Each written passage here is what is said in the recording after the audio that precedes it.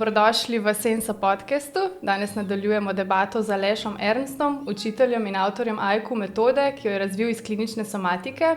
V prejšnjem podcastu ste že lahko približno zvedeli, kaj je to AIKU metoda in s čim se ukvarja, tako da bi danes nadaljevali z malo bolj konkretnimi vprašanji. Mogoče bojo vprašanja na trenutke se zdela malo provokativna, pa bi sam na tem mestu poudarila, da je namen tega pogovora res samo to, da se začnemo malo več spraševati o stvarih, ki jih počnemo, zakaj jih počnemo, da malo odpremo si kakšno novo obzorje v razumevanju samega sebe in predvsem, iz kje izvirajo naše težave. Aleš, dobrodošel nazaj. Zdravo, me veseli, da sem spet tukaj. Pa hvala za povabilo. Ni za kaj. Vprašanj za tebe pač nikoli ne zmanjka. Daj mi povej ti tako, ko prideš v kakšen prostor ali pa ko pride stranka k tebi na obravnavo, ali lahko ti že po telesu ugotoviš po njegovi, ne vem, konstituciji, gibanju, komunikaciji, približno v kakšnih odnosih je oseba odraščala? Ja, da se videti, čemu se je morala prilagoditi, ne, v preteklosti, ali pa kaj je morala poudariti, ali pa kaj je morala zadržati, ali pa skriti, ali pa omejiti. Ker pač telo je živ organizem, ki se dinamično, ki se spreminja skozi in AIKU na telo gleda, ali pa na človeka, lahko tudi rečemo, na ta del človeka, ki mu rečemo telo, gleda skozi pritiske, skozi čisto fizikalni model, kakšni so notranji tlaki, kakšni so zunanji tlaki. Zdaj tlak je pač pritisk ali pa pomanjkanje pritiska iz okolice, se pravi vpliv energije, tako kot pač, ne vem, če imate balon, pa je notranji tlak enak, vi pa spreminjate zunanji tlak, se bo balon ali širil ali ožal, ne? Če zunanji tlak nižate, se bo balon večal, čeprav je noter enak tlak. Če boste pa zunanji tlak recimo dvigovali, se bo pa balon stiskal. In na enak način človekovo telo reagira na razmerje med notranjim in zunanjim pritiskom. In zdaj, če živi v dinamičnem okolju, kjer se stvari spreminjajo v različne smeri, je pa tudi človeško telo dinamično in je pač najbolj podobno taki obliki telesa, ki ga v DNK-ju dobimo skozi prenos genetskega materiala iz očeta pa mame. Če pa recimo v okolju določeni pritiski, če jih manjka, ali pa če je določenih pritiskov kronično preveč ali pa so stalni, se pa tudi oblika telesa prilagodi temu, da najbolj paše v tako okolje. V bistvu včasih imaš tak občutek, ko gledaš človeka, kot da igraš Tetris, pa vidiš neko določeno obliko, ki pada dol, pa gruntaš, kam bi jo dal, da bi najbolj pasala, ne? In pa lahko vidiš recimo, kako ima obliko glave, kako je razmerje med rameni pa glavo, kakšne ima oči, kakšne ima očesne, obrazne poteze, kako je recimo usklajenost ali pa proporcionalnost med prsnim košem pa medenico, kakšna je oblika nog, ali so zgor bolj močne, pa spodaj bolj tenke, ali so cele tenke, ali so cele močne. In z tega pa lahko, ko dobro poznaš sistem, dosti lepo oceniš, čemu se je morala ta oseba prilagoditi, da je zdaj takšna, kot je. In pol lahko iz tega ven potegneš. Ne moreš pa seveda ugotoviti, zakaj, kaj je vse dogajalo, ampak samo splošno dinamiko, kaj je vse dal čez od spočetja do tistega trenutka, ki je prišel k tebi. S pogovorom pa lahko vidiš naprej. Samo pa seveda zaradi te neverbalne komunikacije, ki jo dobiš od njega, ki se on sploh zaveda, ne, da jo daje, lahko tudi veliko lažje postavljaš ta prava vprašanja. In tudi lahko pričakuješ ali pa vidiš, že veš vnaprej približno, kakšne odgovore bi znal dati, in pa skozi zgodbo dobivaš potrditve, ali stvari pašejo skupaj ali ne. Zdaj smo v miglih, zaključujemo 30-dnevni program AIKU dihanja, ki sem se ga udeležila. 30 dni si nas preko Zooma vodil skozi vaje in razlage. Zdaj ta program dihanja je v bistvu namenjen zvišanju čustvene zrelosti. Pa moram reči, da je precej šokantno, ko človek ugotovi, koliko je v resnici čustveno nezrel, sploh če si že 10 let se trudil z delom na sebi, potem pa ugotoviš, da pač je slika zelo drugačna.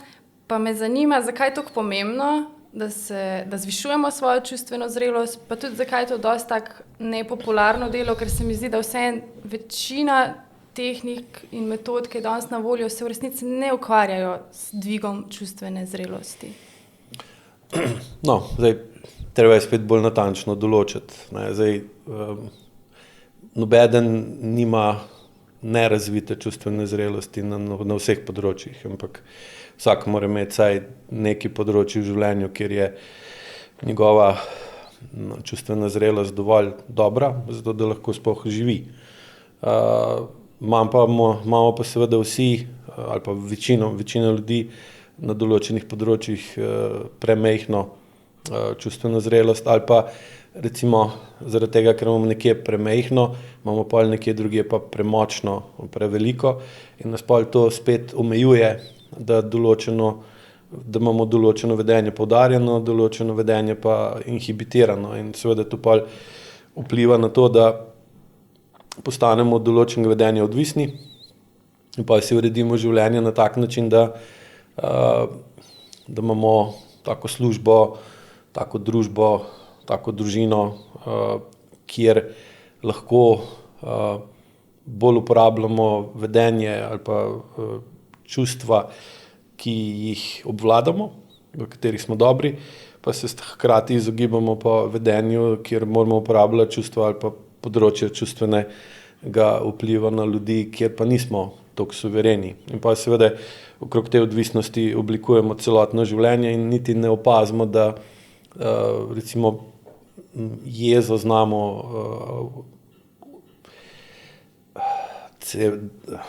celostno izražati ali pa da smo v jezi dobri, v žalosti pa recimo ne. Kako ste imeli včeraj glih, da ste pač poskušali eno in drugo čustvo in ste lahko opazili, kakšen imate odnos do določenega čustva. In pa seveda lahko vidite, če se vam neko čustvo upira, uporabljati, da ga pa tudi v vsakdanjem življenju ne uporabljate radi in se potem ne vede ali pa vede odločate za tako vedenje, da je manjša verjetnost, da pride do potrebe, da to čustvo uporabite. Sem pa pride pa v bolj ozko, bolj selektivno vedenje, kateremu se mora pa tudi telo prilagoditi. Ker potem je razmerje med notranjimi in zunanjimi pritiski drugačno in potem ima oseba bolj omejeno možnost, da se odzove na najbolj primeren način. Ker zdaj bistvo dvigovanja čustvene zrelosti ali pa določenih izboljševanja čustvene zrelosti na določenih področjih je bolj to, da se lahko v določenih okoliščinah najbolj učinkovito odzoveš.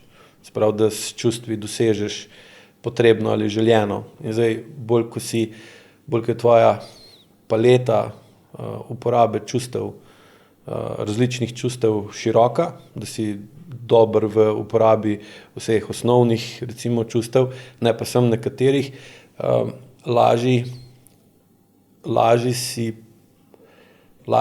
vidiš ali pa sprejmeš dejansko stanje in se ne rabiš sam sebi utvarjati ali pa prikrivati določena dejstva, zaradi tega, ker pač ne znaš ali pa imaš močen odpor do izražanja žalosti in pa določenih dejstev, ki te žalostijo, jih nočeš videti ali pa jih ne vidiš, čeprav v resnici obstajajo. In pa ta dejstva, ki obstajajo, ti si jih pa prikrivaš, postajajo vedno močnejša, dokler enkrat ne izbruhnejo s tako silo, da pa jih ne moreš več prikrivati, pa padeš pa v stisko, ker je močno čustvo, ti imaš pa na tem področju nizko čustveno zrelost in te pa to sesuje v depresijo ali pa v določeno telesno ali pa čustveno stanje. In zdaj, če imaš na določenem področju kronično prenizko čustveno zrelost in s tem čustveno učinkovitost, je težko ali pa zelo težko urediti ta področje iz nereda v red in pa si kronično v nekem neredu, kar pa seveda na telesu povzroči kronične bolečine in potem seveda tudi bolezni. Zato je določanje, kakšna je moja čustvena zrelost na različnih področjih in potem spoznavanje, kje sem močen, kje sem šibek, ne? In potem dvigovanje čustvene zrelosti na tistih področjih, kjer ugotovim, da nisem dober, nujno, če se hočemo znebiti ali pa odpraviti počasi kronične probleme. Zdaj super je, lahko prek teh dihalnih vaj zelo jasno vidiš, kaj se ti dogaja v življenju. Recimo, jaz sem opazila, da se mi ful pojavlja občutek nemoči, da pa tudi nisem mogla določenih vaj malo bolj zahtevnih izpeljati tako, kakor naj bi jih. Pa me zanima, iz kje ponavadi izhaja ta občutek nemoči, ki ga ljudje pogosto čutimo, čeprav smo odrasli, pa bi nekako naj bi se čutili močne, ne? Nismo več otroci. Izhaja iz obdobji, ko smo bili nemočni, pa nismo dejansko, pa ni bilo v naši moči, da bi stvari uredili, ampak bi jih mogli urediti drugi, običajno skrbniki takrat, ali pa starši, ali pa recimo druge osebe, ki so takrat v našem okolju, ki bi morale preprečiti, da bi mi bili nemočni. Prav, ker je to od vzgojiteljev, učiteljev, starejših ljudi okrog, ki vidijo otroka, da je pač v stiski, pa bi mu mogli priskočiti na pomoč, ne? Ali pa recimo vidijo mamo z otrokom, ki je v stiski, pa ne more sama to stisko urediti, bi mogli recimo priskočiti na pomoč tej ženski in ji dati moč ali pa ji pomagati, ne pa je seveda to pomoč zlorabiti, kar se pogosto pa zgodi. In s tem, ko bi oni pomagali mami, bi mama bila manj nemočna in bi pol otrok čutil, da je tudi on zaščiten, zavarovan in da ni nemočen in da mu ni treba ostati v nemoči. Zdaj, problem nemoči je to, da pač je to stanje, na katerega mora organizem po naravnih zakonih odreagirati na kakršenkoli način, da se iz te nemoči spravi ven. Zdaj, dlje časa, ko si v nemoči, bolj je nevarno za tebe, da lahko pač obnemoreš ali pa umreš. Ne? In pa, zdaj, osnovna dva zakona evolucije sta pa, da preživiš pa da se razmnožuješ. Ne? In zdaj, nemoč je pa dejansko otežuje ali pa onemogoča izvedbo obeh zakonov, tako preživetja kot razmnoževanja. In zato je se običajno v otroških letih, ko smo itak naravno nemočni, razvije ta občutek, da kljub temu, da kažemo, da sporočamo okolju to svojo nemoč na različne načine, ki seveda so pri otrocih drugačni, kot so pri odraslih, okolje pa na ta sporočila nemoči ne odreagira, da bi nas pomirilo, da bi nas zaščitila, da bi nas okolje zaščitilo in da bi nam dalo občutek, da smo pomembni za okolje, da zdaj, če ti je nekdo pomemben ali če ti je nekaj pomembno, seveda nočeš, se ti ne zdi prav, da tisto, kar je pomembno, držiš v nemoči. Naj si bo to stvar ali pa seveda še posebej pa živo bitje od rastline.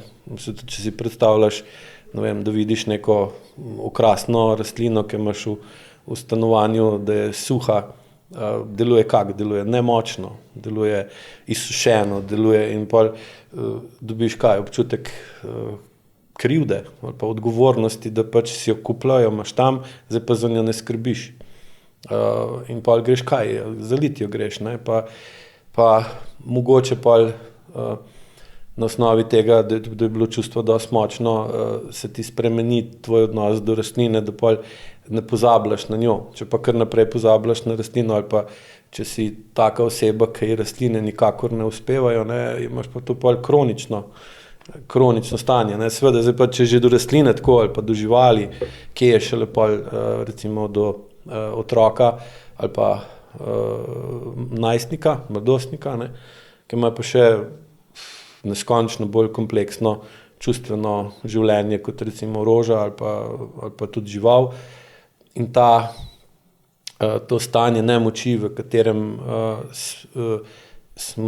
je večina ljudi v otroštvu bila hote ali pa ne hote, je to, ki potem postane kronično, ne, ker zdaj tako.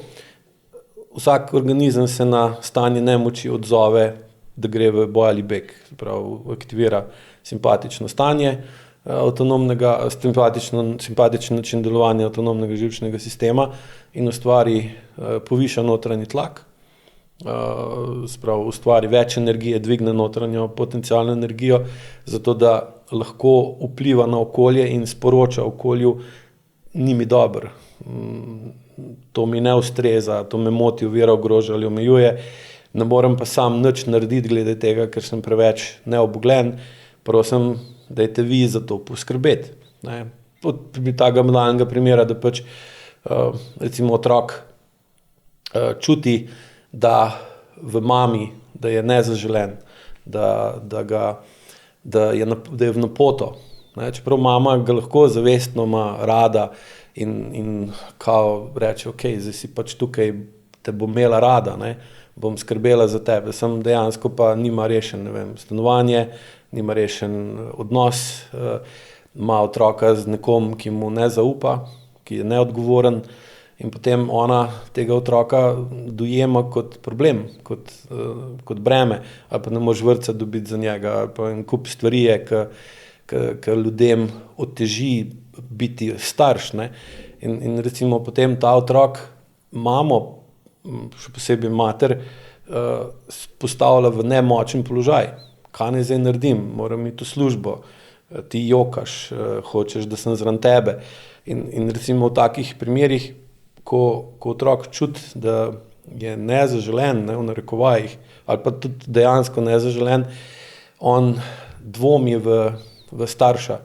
In pravičeno, ker čuti, da nekaj ni v redu. In pol, ko date takega otroka recimo v posteljico spat, on bo jokal, on bo hotel biti zraven vas, ker če bo čutil, če ga vi držite, da pol je bolj varen, je bolj prepričan, da je vse v redu, ko pa vi date recimo stran od sebe, bo pa on začel jokati in pol reče, ali pa sploh v času to imeli, pusti ga, naj se zdere, bo imel bolj močna pljuča, je to dobro za njega in se ga pa pustili v posteljici jokati več ur in pa na koncu seveda je omagal, ampak če si predstavljate, kako se je ta otrok počutil, nemočnega, neslišanega, tudi raziskave so bile recimo, da narejene pri otrocih, ki so delali 15 ali pa 20-letne študije in so pa primerjali otroke, ki so bili hranjeni ob urah, tako ko so včasih priporočali, da te otroka na vsake 3 ure dojiti, da ne te njegov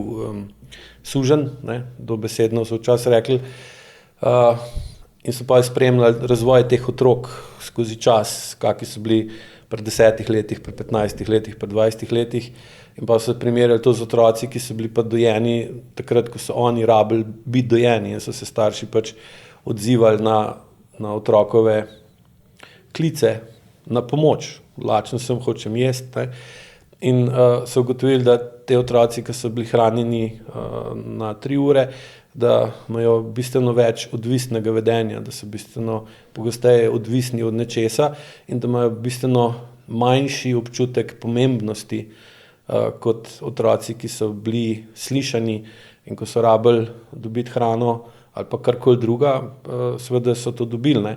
In zdaj tukaj je tudi problem ta, s katerim se AIQ najbolj ukvarja, in to je kronična mišična zakrčenost.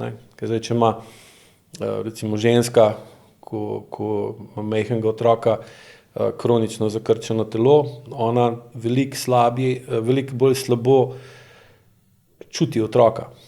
Ona sicer ga želi čutiti in je prepričana, da ga čuti, samo je ta oklep, ki ga ima narejenega, ki je bil zelo največkrat že pred otrokom aktiven, že od njene zgodne mladosti ali pa že v otroštvu, ji preprečuje, da bi imela tako povezavo z otrokom, ko je otrok noter v njej. Zdaj, ko je otrok po maternici, pa med otrokom, pa med materinim telesom, pa njeno podzavestjo ni nobenih blokad, ampak gre to lepo čez. Ko je pa otrok od zunaj, je pa ta stik bistveno manjši in pa ne ve dostikrat, kaj otroku je, zakaj je nemiren, zakaj se tako oglaša, ali je lačen, ali je žejen, ali je polulan, ali je pokakan, ali je zaspan, ali ni in pa veliko bolj ugiba. In takrat seveda otrok čuti, da nekaj ne štima in je pa še bolj živčen. In v takem primeru recimo pride do tega, da otrok vedno bolj čuti nemoč. Zdaj, hkrati pa ne glede na to, koliko jasno signalizira, da je nemočen, se okolica na njega ne odziva ali pa narobe razume njegove odzive, ki so pa v bistvu in se do odzivov na otrokovo vedenje reagira podobno, ko so njihovi starši reagirali na njihovo. Ne? In zdaj ta nemoč se pa pri otroku toliko povečuje, da pa ne more več nič drugega, kot da se na njo navadi.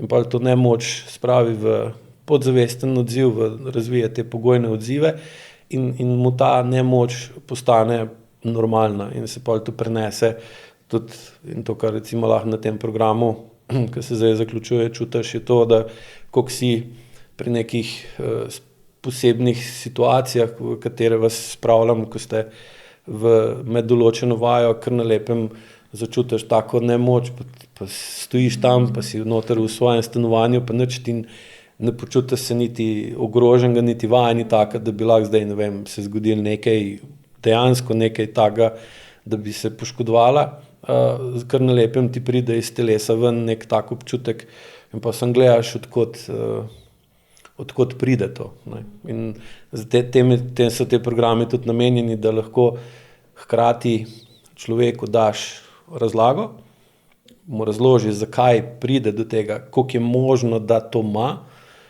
in pa ga postaviš med vajo v tako situacijo, da dejansko začuti tisto, kar običajno ne čuti, ker, tako kot sem že prej povedal, si svoje življenje organiziramo okrog teh odvisnosti, da se niti ne postavljamo v situacijo, da bi lahko to nemoč začutili. Na programu pa jo začutimo lahko in pa povežemo razlago z dejansko izkušnjo in pa pride do tega, da začnemo bolj razumeti, na katerih področjih življenja nismo dovolj čustveno zreli zaradi te nemoči in pa delamo sistematično na odpravi tega in se s tem pač tudi stanje izboljša. Dajva še en praktičen primer, recimo, da pride k tebi stranka, ki ima težave s hrbtenico, verjamem, da je teh veliko. Največ. Recimo hernija, išias, kaj podobnega. In potem ti ta stranka reče, da njeno otroštvo je bilo fajn, da se starši v redu razume, z odnosi nima kakšnih težav. Kaj ji rečeš? Reče mi nič, ampak vem, da ne laže, vem pa tudi, da telo ne laže. In zdaj, če izbiram, kom je bolj verjeti,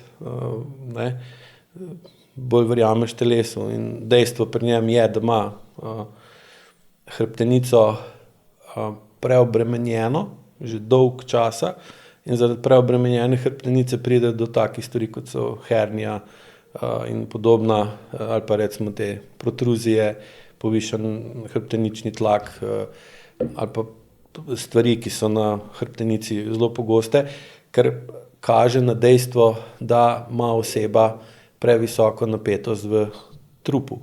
Sprav, da so mišice med rameni pa med medenico v povprečju preveč stisnjene, preveč napete in da dejansko zaradi te kronično povišane napetosti njegova hrbtenica ne diha. Ne pride do tega, da se podaljša, ker recimo pri vsakem vdihu, ko vdihnemo in se nam prsni koš razširi, se bi morala hrbtenica podaljšati za centimeter do 3, odvisno pač, koliko je človek visok, koliko ima dolgo hrbtenico. Pri izdihu bi se mogla spet stisniti, predvsem v tem torakalnem delu, ker imamo rebra tudi tako narejena, da če mi vdihnemo s trebušno prepono, pa gre trebušna prepona dol proti medenici, se prsni koš od spodaj odpre in ko se spodnje 4 ali pa 5 reber odprejo na ven, so tako pritrjene na hrbtenico, da hrbtenico podaljšajo. In zdaj, ko jo podaljšajo, se s tem tlak v hrbtenici zniža. Ko greš v izdih, se spet rebra zaprejo, se vretence stisnejo, se tlak poviša in ta dinamično spreminjanje tlaka v hrbtenici je dihanje hrbtenice, kjer poganja to recimo hrbtenično tekočino, pa limfo, pa vse te stvari se premikajo znotraj in s tem tudi uravnavate tlak v možganih, ne. In zdaj nekdo, ki ima močne glavobole ali pa tudi migrene, pritiske v glavi, je vedno še bilo, ko sem delal z njim, videti, da pri dihanju ne premakne prsnega koša, ga ne razširi prsnega koša, ker ga je tega dejansko v praksi strah, čeprav tega ne ve. In zdaj, ker ima povišan pritisk, napetost mišic v trupu, se lahko samo vprašati, zakaj je tak, ne.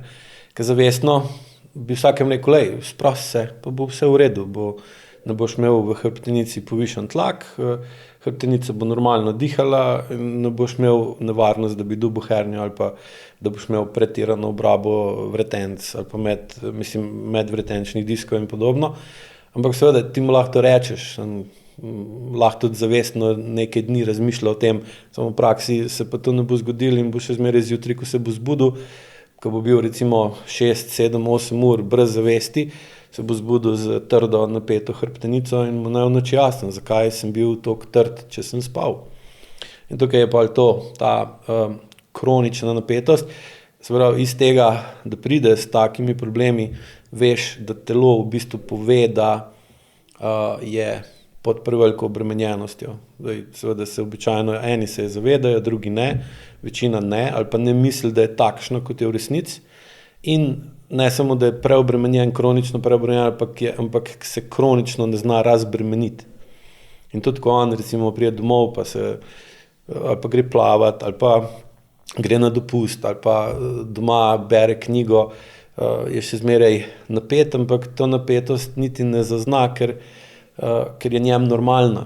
In pa pride pa še največji problem in to je pa strah pred sprostitvijo ali pa alergija na sproščanje, kjer v bistvu ljudje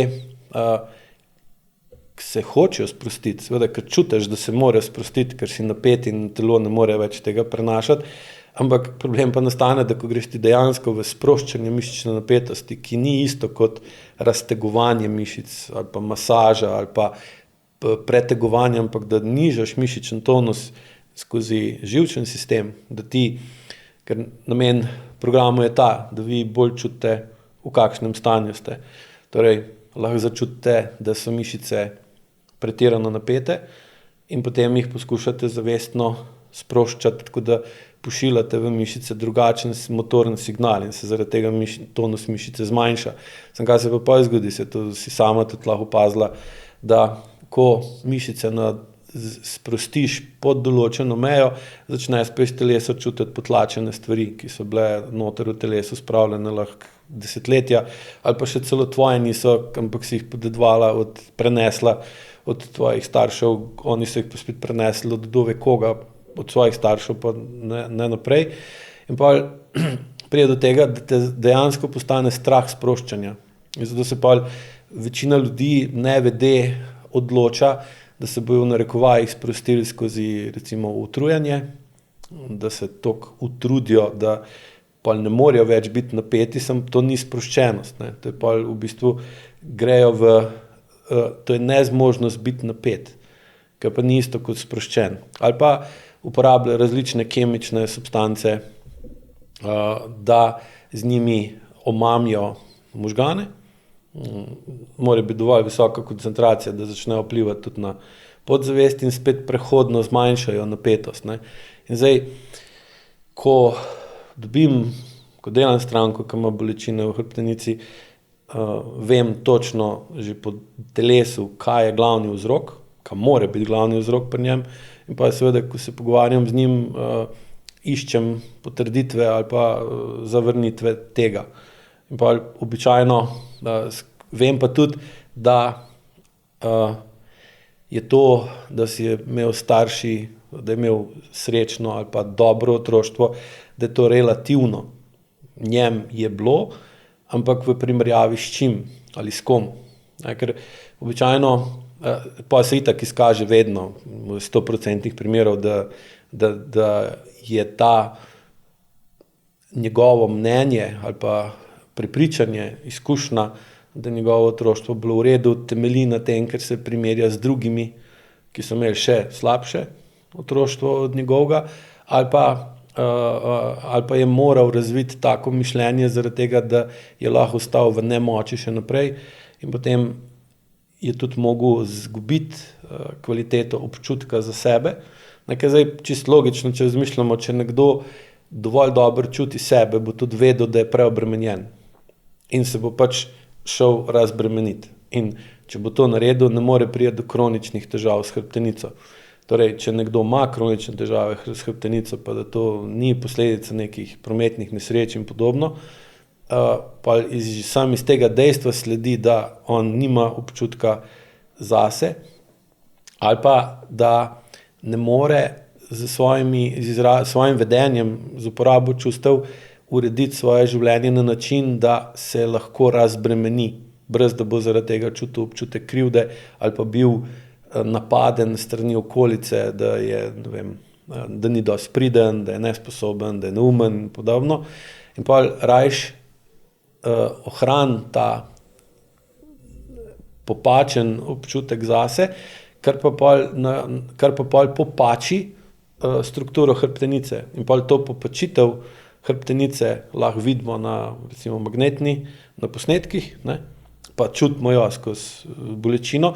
Popačitev odnosa do sebe, pa popačeno vedenje, ki ga pa imamo in je dejanski razlog za popačeno strukturo hrbtenice, pa ne opazimo. In pa bomo počasa to razložim, da začne drugače razmišljati o tem, kakšni so možni vzroki za njegovo stanje v hrbtenici in seveda, kar je še najbolj pomembno, ga učim, kako prepoznati, kaj naj opusti, kaj naj da stran, kje naj zamenja določeno vedenje iz takšnega, ki ga ima zdaj, katerega posledica je problem s hrbtenico, v drugačnega, zato da bo dejansko praktično in v resnici razbremenil sebe, in s tem bo dal možnost, da se bo hrbtenica začela, da bo hrbtenica zadihala. Ne? Dajva še en primer, ki verjamem, da je tudi precej pogost. Oče je čustveno odsoten, mogoče tudi fizično. Mama je podzavestno jezna na očeta. Otrok tega ne zaznava, seveda to ignorira, da lahko preživi v tej hiši, v tej družini. Katerim težavam ali pa tudi bolezni bo taka oseba pol v odrasli dobi podvržena? Zdaj, v bistvu podvržena bo kroničnim težavam in kroničnim boleznim. Se pravi, dejansko ne bo nekega očitnega razloga, zakaj ima bolezen ali pa težave. Dejstvo pa bo, da ima to bolezen pa te težave. Ne? Zdaj, spet odvisen od spola, ali je sin ali hčer, ampak dejansko v takem paru, kot sta čustveno odsotno oče, pa recimo jezna, zavestno ali pa podzavestno jezna mama, je nemogoče, da bo otrok razvil dovolj visoko čustveno zrelost. Ne? S tem, da je treba tukaj poudariti, da imamo dve ravni čustvene zrelosti. Imamo zavestno in podzavestno. Ne? Ljudje, tukaj si prej rekla, da si 10 let delala na sebi. Ne? Na ta način seveda dviguješ čustveno zrelost, še posebej zavestno čustveno zrelost. Ponovadi je pa največji problem ta, da tako delo na sebi se izogiba področjem življenja, kjer smo dejansko najbolj čustveno nezreli in spodbuja ukvarjanje s čustveno zrelostjo na področjih, kjer imamo pa že dobro.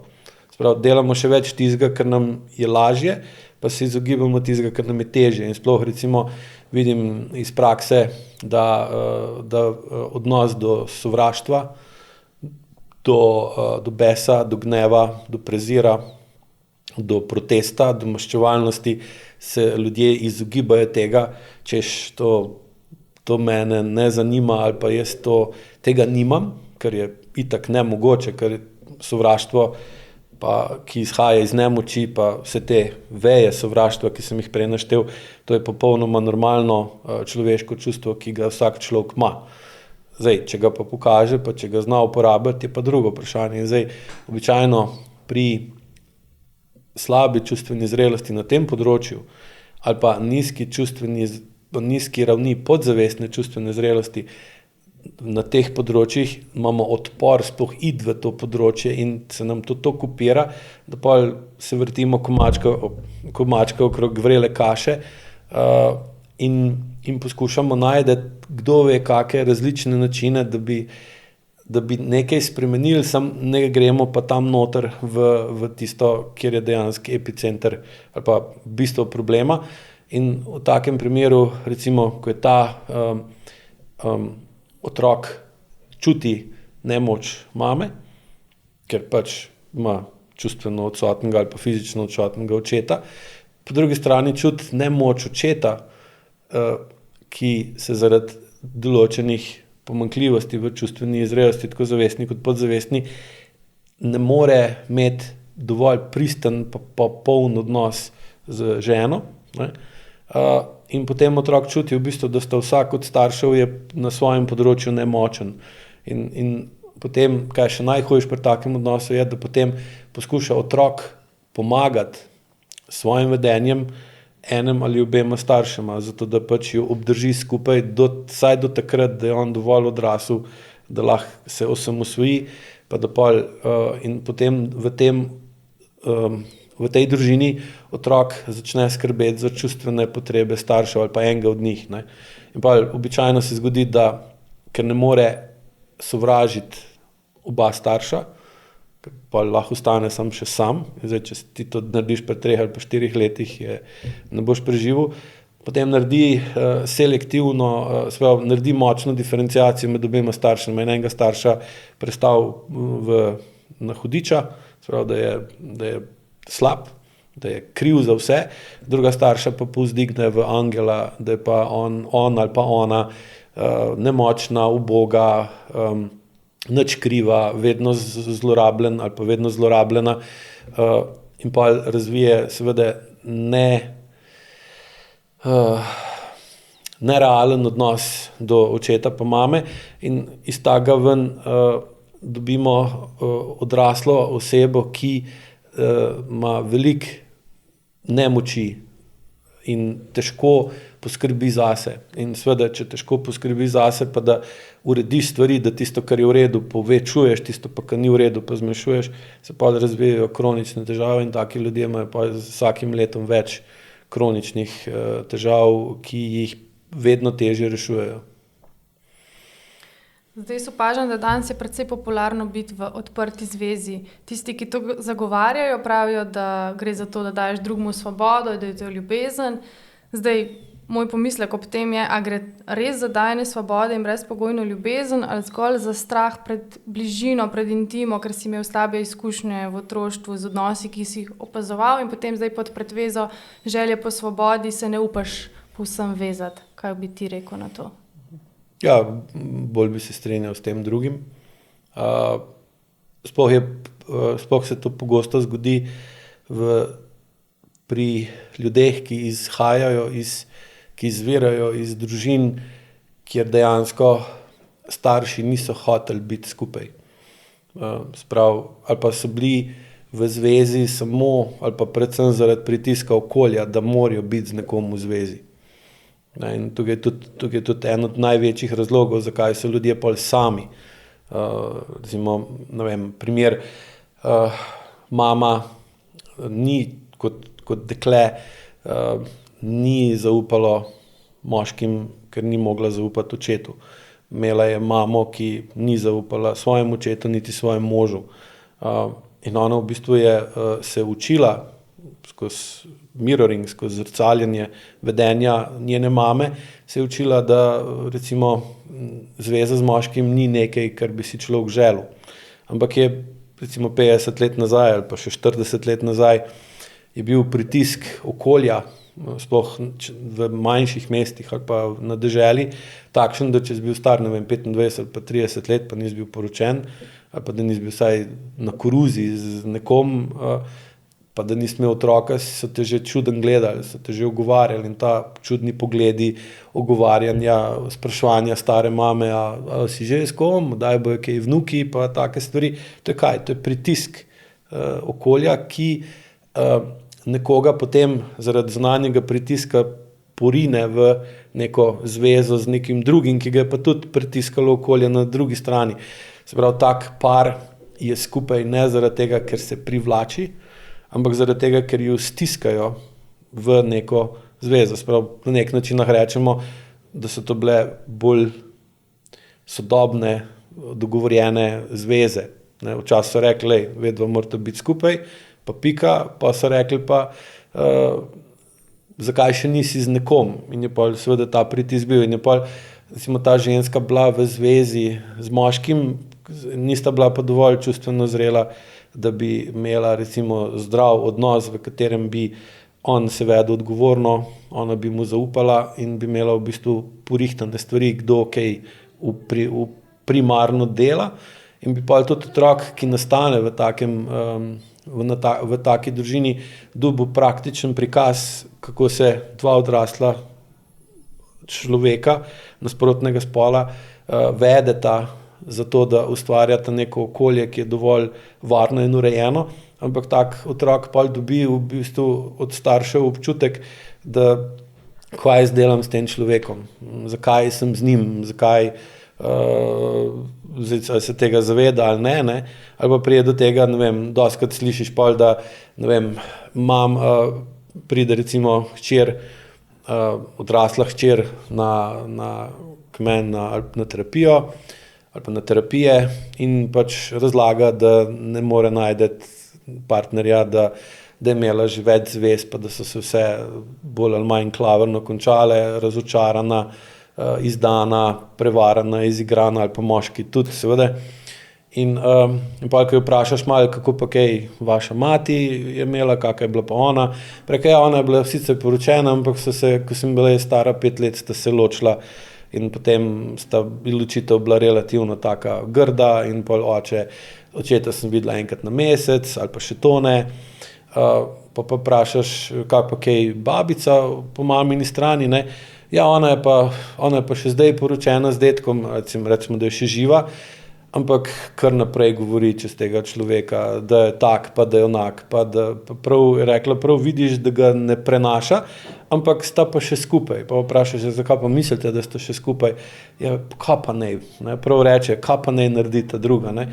In pa lahko vidiš to stopnjevanje, kako je babica dejansko bila poročena, pa najraj ne bi bila, ampak ni šla stran od moža, ker je tudi okolje ni pustilo. Kaj boš pa, kako pa ne ženska sama živi, kako ne sama včasih, ker ni bilo služb pa tega, so bile odvisne od moškega, hkrati so bile pa nemočne zaradi moškega, moški je znal to seveda zelo lepo ali pa v bistvu grdo zlorabiti, ne. In pride pa do tega, da je pa ona ostala v zakonu. V tem zakonu se je rodila pa recimo druga, se pravi hči, ki je to čutila, ampak je pa že živela v bolj, recimo, liberalnem okolju, ki ni bilo več toliko nenaklonjeno, da je ženska samska, ne, ali pa da je samohranilka. Hkrati so pa tudi bili razvijani mehanizmi, kako da je ženska tudi, če je sama živi, lahko dovolj zasluži s svojim delom ali pa s pomočjo družbe in tako naprej, da ne rabi biti poročena, če hoče, da bo otrok preživel. Njena hčer, ki živi pa v sedanjem času, je pa seveda še lažje sama, ker je pač vedno bolj normalno, da pač ni nič kaj takega, če se ločiš. Ne bom pozabil, ko sem bil v Angliji 2014 ali 2015, je bil tam pač, eno mesto je bilo manjše in se sprehajaš in vidiš pač odvetniško pisarno in je pisala akcija ločitve po, ne vem, mislim, da je bilo 999 funtov, da si dal za ločitveni postopek, ne, in gledaš to, pa si misliš, wow, ne. In tukaj je ta problem, da ker vsak človek pa ima v sebi nagonsko potrebo, da si najde par.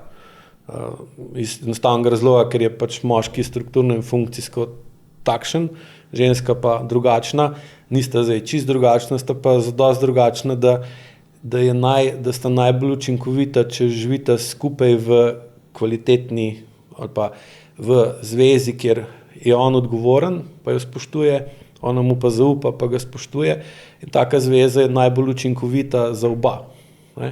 Sam, če pa hočeš v taki zvezi funkcionirati, moraš imeti pa primerno visoko čustveno zrelost. Zdaj, težava pa nastane, da ko imaš, da bolj kaj kompleksno življenje, hitreje ko živiš, več ko imaš stvari, med katerimi se moraš odločati, več ko imaš stvari, ki jih lahko narediš, višjo čustveno zrelost bi mogel imeti, da bi lahko zbral pravo odločitev. In glavni problem, zakaj je, po mojih izkušnjah, zakaj je danes toliko teh težav tudi v teh odnosih in identiteti, kdo sem jaz, kaj mi je všeč, kaj ne maram, je glih v tem, da že vsaj 5-6 generacij nazaj se je dvigovala kompleksnost življenja, ni se pa dvigovala čustvena zrelost ljudi, in potem smo dejansko nemočni pred tako hitrostjo življenja, ki recimo tukaj, ko sem danes prišel v Ljubljano, kot drugače v Brežicah, je še zmeraj malo bolj umirjeno, ne? In ko tukaj sediš pa opazuješ ljudi, ki grejo mimo tebe, dejansko vidiš, da so v večini primerov, lahko bi rekel, skoraj brez glavo, šibajo nekam, se jim budi, in prav vidiš jim na obrazih, koliko so zaskrbljeni, ali bojo vse uspeli narediti, kar imajo v planu ali pa morajo imeti v planu danes, in tudi tukaj vidiš pol dejansko kronično nemoč, ker tekmujejo s časom. Nasprotniki te tekme, v kateri so pa mašine, so pa stroji, računalniki, tehnologija. Tehnologija ima pa problem hitrost delovanja tehnologije lahko dvigujemo, in to, če gledate Moorov zakon, uspešno dvigujemo v zelo velike višave. Hitrost delovanja nas kot ljudi pa ne moremo navijati v nedogled, ker enostavno se telo preda, in tudi tukaj je en od razlogov, zakaj je nekdo toliko napet, ker ga čas preganja, in ko te nekdo preganja, si v strahu, in če te nekdo, ki je tako mogočen, pa lahko rečemo celo vsemogočen, kot ti čas preganja, pol boš v kakem stanju, bil boš nemočen, čutiš, da si nemočen, sej ti uspeva, pa 1 mesec, pa 1 leto, pa 2, pa 5 let, nekako še loviš, sam čutiš pa, da je to bitka, ki jo ne moreš dolgoročno zmagati, in iz te nemoči, to nemoč pa recimo čuti tvoj otrok, ki vidi, da se ti mudi, da imaš telefon, da moraš ono narediti, da moraš tisto narediti, in on v bistvu opazuje, kakšno je normalno življenje. Seveda, ko pa on odraste, živi pa še v bolj tehnološko naprednem okolju, ki je še hitrejše. In imate glih zdaj je bila, mislim, da v torek na Ljubljana 2. je bila ena ful dobra dokumentarna oddaja v imenu napredka. Če si lahko jo poiščete v arhivu, in kaže, kako je prišlo do začetka industrijske revolucije v začetku 19. stoletja, ko so ugotovili, da izginjajo gozdovi v Evropi, in da če bojo tako sekali les, ko so ga do takrat, to je bilo leta 1800, že 200 let nazaj, da že takrat so ugotavljali, da prihaja do klimatskih sprememb, in pa so predlagali, da bi se prestavili na premog. In takrat so pa začeli premog izkopavati na veliko, in s tem je začela pa industrijska revolucija. In ko gledate, kaj se pa dogajalo okrog Prve svetovne vojne, pa Druge svetovne vojne, pa vidite, koliko smo v zadnjih 200 letih pospešili tempo življenja, čustveno zrelost, sploh podzavestno čustveno zrelost, pa nismo dvignili niti približno na tako raven, koliko smo dvignili hitrost življenja. In bolj take zveze, ki so svobodne, so manj kompleksne. In to je tako, kot pa, če gledate, kakšne so imeli recimo prijateljske odnose naši stari starši z ljudmi, ali pa ono Čifrerja, ko poje, da si je za prijatelje treba čas vzeti. Ne? In pa vidite, da ker nimamo časa, ali pa naš čas vedno bolj preganja, imamo vedno bolj plitke odnose z vsemi. Najprej s sabo, to je tudi recimo to, kar se na programih učite, senzorno-motorna amnezija, pa senzorno-motorna odtujitev je v bistvu kaj? Da imaš bolj plitek odnos do sebe, da ne čutiš sebe bolj v globino, ker bolj, ko greš v globino, več časa porabiš za to. In pa, ko v globini najdeš neko stanje, neko travmo, nekaj neprijetnega, ti še več časa porabi in pa imaš občutek, da že tako nič ne moreš narediti, nimaš časa za nič, pa valjda, da ne boš hotel imeti s svojim telesom bolj globok odnos. In pa seveda ne moreš imeti tudi bolj globok odnos z nobeno drugo osebo, niti s svojim otrokom ne, niti s partnerjem ne, in ker nimaš časa pa čustvene zrelosti za bolj globok odnos, ti seveda bolj ustreza, da imaš ali odprto zvezo, ali pa da si sam, ali pa da si v odnosu recimo z ali živalmi, ali pa z stvarmi, si odvisen od računalnika, imaš bolj globok odnos z avtom, kot pa z neko drugo živo osebo, ker seveda imeti bolj globok odnos z avtom, pa avto oboževati, pa ga glancati, pa to je lažje, ker avto nima čustev. Lažje imeti bolj globok odnos recimo z neko živaljo, ki ima več čustev kot avto, nima pa toliko čustev kot človek. Ne? In zdaj, če si v stiski s časom, je kaj osnovna stvar? Poenostavljaš tisto, kar se veš pri svojem delu, ko vidiš, da če ti nekdo reče, imaš 10 minut, da napišeš nek globok odstavek. Ne morem. Ne? In pa zaradi pomanjkanja časa greš v poenostavljanje in greš v bolj plitko obdelavo. Tudi enkrat sem videl ful dobro reklamo, par let nazaj, ko so dali otrokom v razredu so dali papir, pa svinčnik, pa uro, eno navadno uro so dali tam na kateder, ne? Pa so jim rekli, dajte to uro narisati s čim več domišljije, uporabite svojo domišljijo in vam damo 10 minut časa. Ne? In so pa imeli otroci 10 minut časa in so pa risali uro. In so pa dali zmaje gor, pa delfine, pa mavrice, pa rosce, pač odvisno od vsakega posameznika. In pa so oddali te risbe in so bile risbe take, bolj več je bilo vsebine. Pa so jim pa rekli, ok, zdaj pa isto stvar naredite, pa imate 1 minuto časa. In pa so pač otrok je v tisti 1 minuti na hitro nekaj narisal in pa so slike primerjali, kak je bila slika narejena, ker je imel otrok 10 minut časa, pa minuto časa. Ne vem, kam mislite, da je bilo. Ne, videli se je točno, da je una slika, ker je bilo več časa, ima več vsebine, je bolj polna. In isto je tudi tukaj. Ne? In bolj polni odnosi zahtevajo več časa, pa kaj je še več problem, zahtevajo višjo čustveno zrelost in seveda pa tudi čustveno učinkovitost. Problem višje čustvene zrelosti je pa ta, da ne moreš imeti višjo čustveno zrelost, sploh pa podzavestno čustveno zrelost, če nimaš manjšo senzorno-motorno amnezijo ali pa senzorno-motorno odtujitev. Če imaš pa manjšo senzorno-motorno amnezijo ali pa odtujitev, pa bolj čutiš vse. Tudi tisto, kar ti ni fajn. Se pravi, in bolj kot čutiš stvari, sploh one, ki ti niso všeč, več časa rabiš, da jih obrihtaš. In zdaj, če časa nimaš, boš naredil kaj? Povečal bo senzorno-motorno amnezijo pa odtujitev, da manj čutiš, manj kot čutiš, manjšo imaš čustveno zrelost, manj kot čutiš, bolj imaš plitek odnos. In pa ti bolj pašejo taki odnosi, ki si prej omenila, bolj odprti, svobodni odnosi, ker bolj, ko je odprt odnos, manj je globok in manj, ko je globok, manj boli, ko odnos ne štima. Ali pač greš ta narazen, ali en umre, ali pač se nekaj zgodi in pa glih zaradi tega nižje čustvene zrelosti se ljudje izogibajo bolj globokim odnosom, zato da ne bi bili prizadeti. Ker glavna prizadetost se pa pri teh ljudeh pojavlja v otroštvu, ker so jih prizadeli ljudje, ki bi jih morali zaščititi, varovati, pa niso imeli za to časa ali pa znanja. In pa zaradi te bolečine, ki jih je takrat toliko prizadela, nočejo več nikoli biti prizadeti.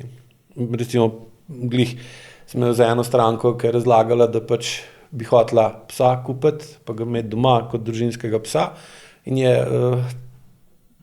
tast rekel, da to pa ne, da on ne bo nikoli več imel psa pri hiši, zato ker sem imel enega psa, ne vem koliko, 15 let, in ko je poginil, so bili, ne vem, 2 meseca, so vsi žalovali, pa bili bogi, in da on tega več nikoli noče dati skozi, in zdaj so se doma fejs skregali zaradi tega problema, ne. In to je spet ta, da se izogibaš nečemu, kar te je v preteklosti močno prizadelo. Če bi pa imel višjo čustveno zrelost, bi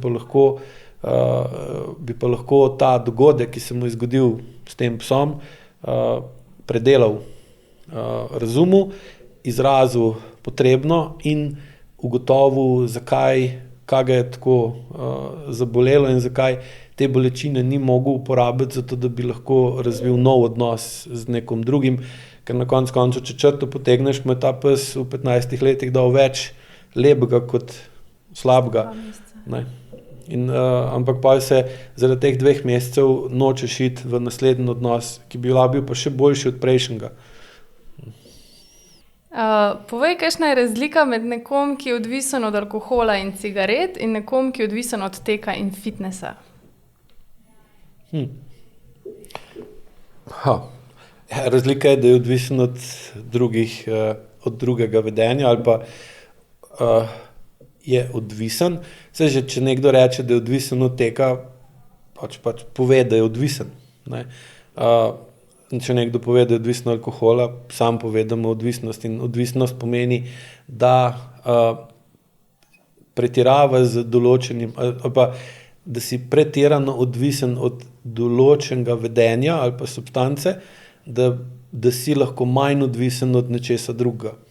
In če se oseba boji, recimo, biti bolj povezana ali pa bolj globoko iti v neko področje življenja, gre pa zaradi zakona o ravnovesju preveč globoko ali pa je preveč odvisno od nekega drugega področja življenja. Tako da tehnično gledano sta obe odvisnosti podobni in imajo enak izvor, ne, da ker je nečesa nekje premalo, je pa nekje pretiravaš na drugi strani in zaradi tega pretiravanja tukaj ti ni treba vedeti ali pa se soočati, da imaš pa nečesa na tej strani premalo. Jasno pa je, da je treba ločiti med uporabo pa zlorabo in zdaj, če si odvisen od nečesa, to avtomatsko pomeni, da to zlorabljaš. Zdaj, če si ti to rečeš ali pa ne, če to priznaš ali ne, je drugo, ampak zloraba nečesa, ker je avtomatsko tudi odvisnost, pomeni pa, da če nekaj zlorabljaš, se bo to razgradilo, bo šlo v entropijo, bo šlo v razpad. In najbolj jasen indikator, da recimo zlorabljaš, ne vem, fitness, je, da imaš zaradi tega vedno več poškodb, vedno več kroničnih težav, z koleni, z gležnji, z, ne vem, stopali, z kolki, z hrbtom, ali pa s kakimi drugimi bolečinami vezanimi za to, čeprav se ukvarja z nečim, kar ne bi bilo zdravo in koristno za telo. Ne. Se na koncu tudi, ko gledate na raziskave, določena količina alkohola je za telo v redu, določena količina nikotina je tudi v redu, samo spet ali uporabljaš ali zlorabljaš, ne.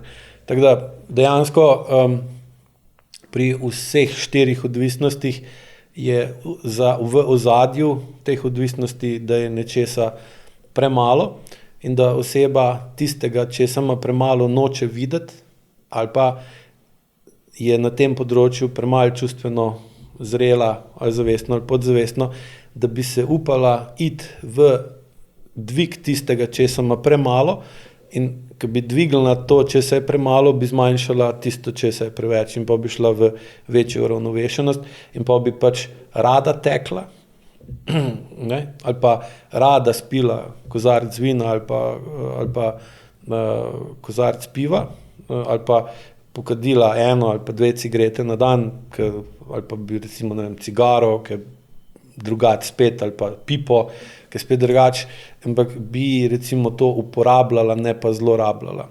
In zato je tudi v tem programu vam to razlagam, ne, da za dvig, za odpravo odvisnosti, ki jo pa ne moreš spet odpraviti čez noč, ker pa je to spet prehiter. Ne, in tudi nasplošno ljudje rečejo, ok, od jutra naprej ne bom več kadil. Seveda je to nemogoče odvisno vedenje spremeniti na hitro, ker je odvisno vedenje vezano na podzavestne vzorce. Podzavestne vzorce pa ne moremo spreminjati na hitro, oziroma podzavestne vzorce ne moremo na hitro spreminjati v boljše, lahko pa spreminjamo v slabše. Ker spreminjati podzavest je tako, kot, ne vem, vzgajati drevo. Raste počasi, posekaš ga pa lahko zelo na hiter. In če ti rečeš, od jutra naprej ne bom več to delal, boš neminovno v relativno kratkem časovnem obdobju to odvisnost, ki si jo opustil, boš nadomestil z neko drugo odvisnostjo, ki je prej nisi imel. Je pa lahko to, da boš recimo nehal kaditi, pa boš pa več tekel, ker je recimo načeloma bolj zdrava odvisnost od kajenja. Sam, če dolgoročno pogledaš, bo pa ta oseba zaradi odvisnosti od teka, zato da ne gre nazaj kaditi, razvila pa v telesu kronične poškodbe, ki so značilne za tek, ne pa unih, ki so značilne za kajenje. Ne. Sam ne bo pa v redu. Sam seveda, to so časovna obdobja daljša, to ne govorimo o tednih ali pa mesecih, ampak o letih. Pojdiva še malo v šport. Današnja družba precej poveličuje športnike, ampak vrhunski športnik je lahko samo nekdo, ki ne čuti svojega telesa, ki ne čuti sebe, da gre lahko v neke ekstreme. Kakor da smo kot družba ponosni na to, da nekdo uničuje telo. A ni ta evforija za športniki tako malo absurdna, bolj se odrežeš od telesa, bolj si občudovan, bolj navijajo zate?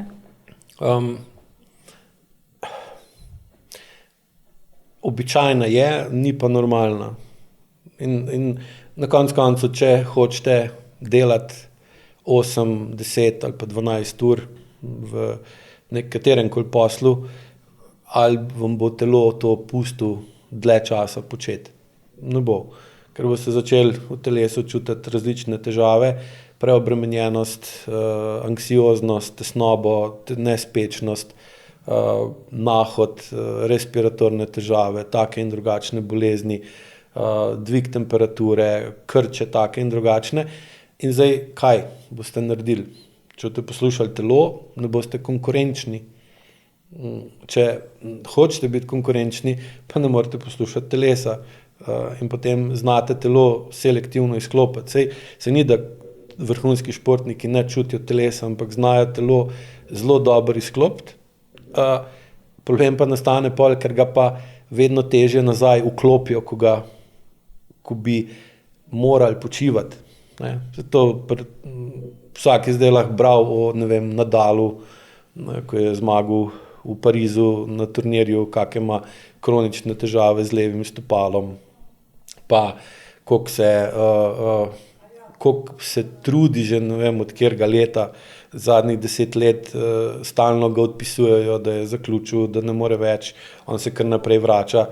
Sicer je tukaj zdaj začela postajati vedno bolj kontroverzno, ko sem mislim, da bi včerajšnjem bral, da sta 2 francoska profesionalna kolesarja dala pač gor objavo, da če bi en kolesar na turu dobival take injekcije, ko jih je recimo Nadal dobival na teniškem turnirju, da bi ga sigurno vrgli ven da bi bil obtožen za doping in ne vem kaj. In recimo pri njegovem telesu lahko vidimo, Nadalovem telesu lahko vidimo, da ga zlorablja za tenis, kar je pač njegova odločitev in mu noben ne more nič reči. Sam realno gledano pa to zdravo ni, ampak smo seveda sprejeli dejstvo, da pač je vrhunski šport nezdrav, ne? In da pač to nekaj, s čimer se morajo športniki soočati, zato jih pa tudi bolj ali manj dobro plačamo, da to delajo. Samo v bistvu jih opazujemo in smo navdušeni nad tem, da dosegajo nečloveške rezultate ali pa podvige, ali pa grejo skozi nečloveško trpljenje. In to lahko tudi velikokrat preberete ali pa slišite komentatorje. In noben se ne vpraša, ali je to v redu, če govorimo, da je nekdo nečloveški. Ker pač govorimo o ljudeh, ki se vedejo nečloveško in že samo po sebi je to sporno.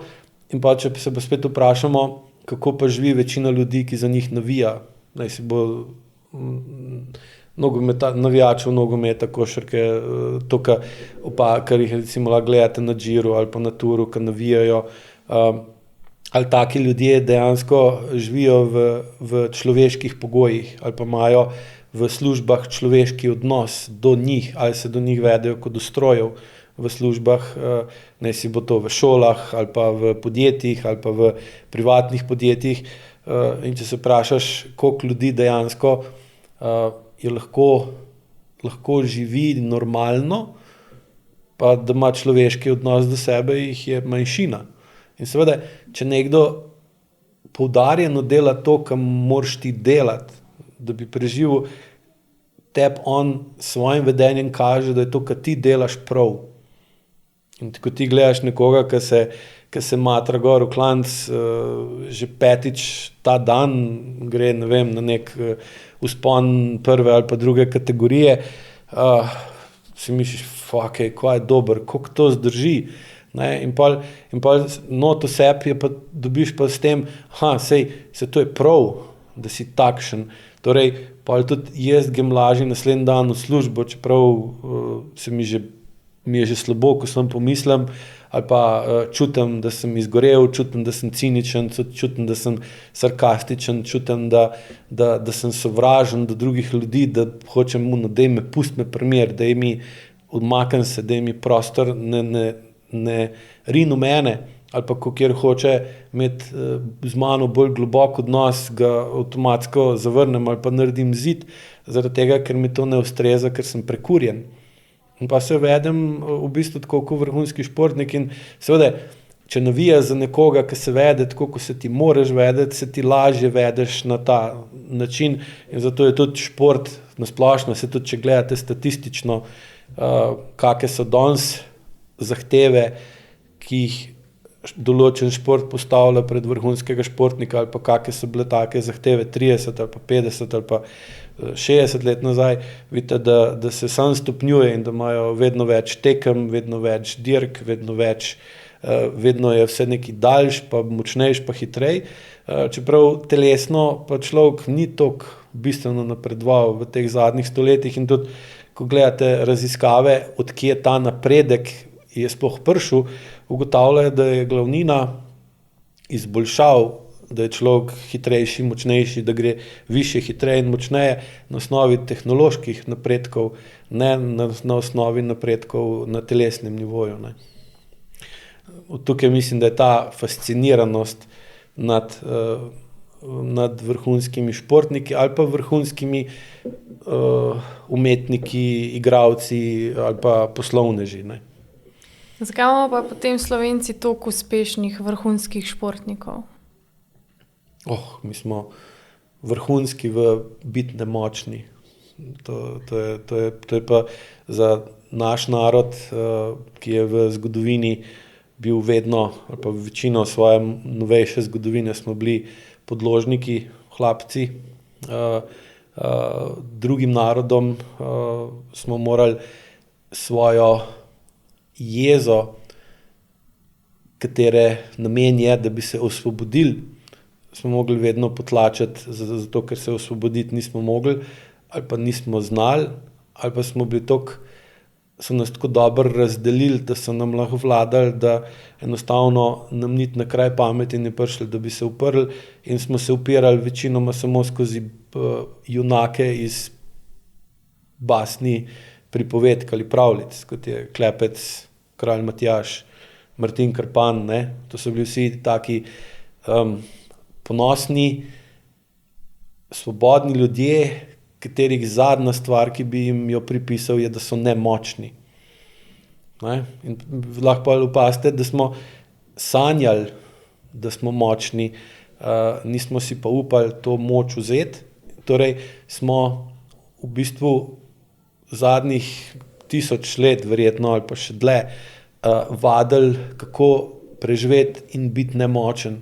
In potem smo sovraštvo, ki nastane avtomatizirano iz nemoči, ker v stanju nemoči organizem ne sme ostati dlje časa, ki pol umre.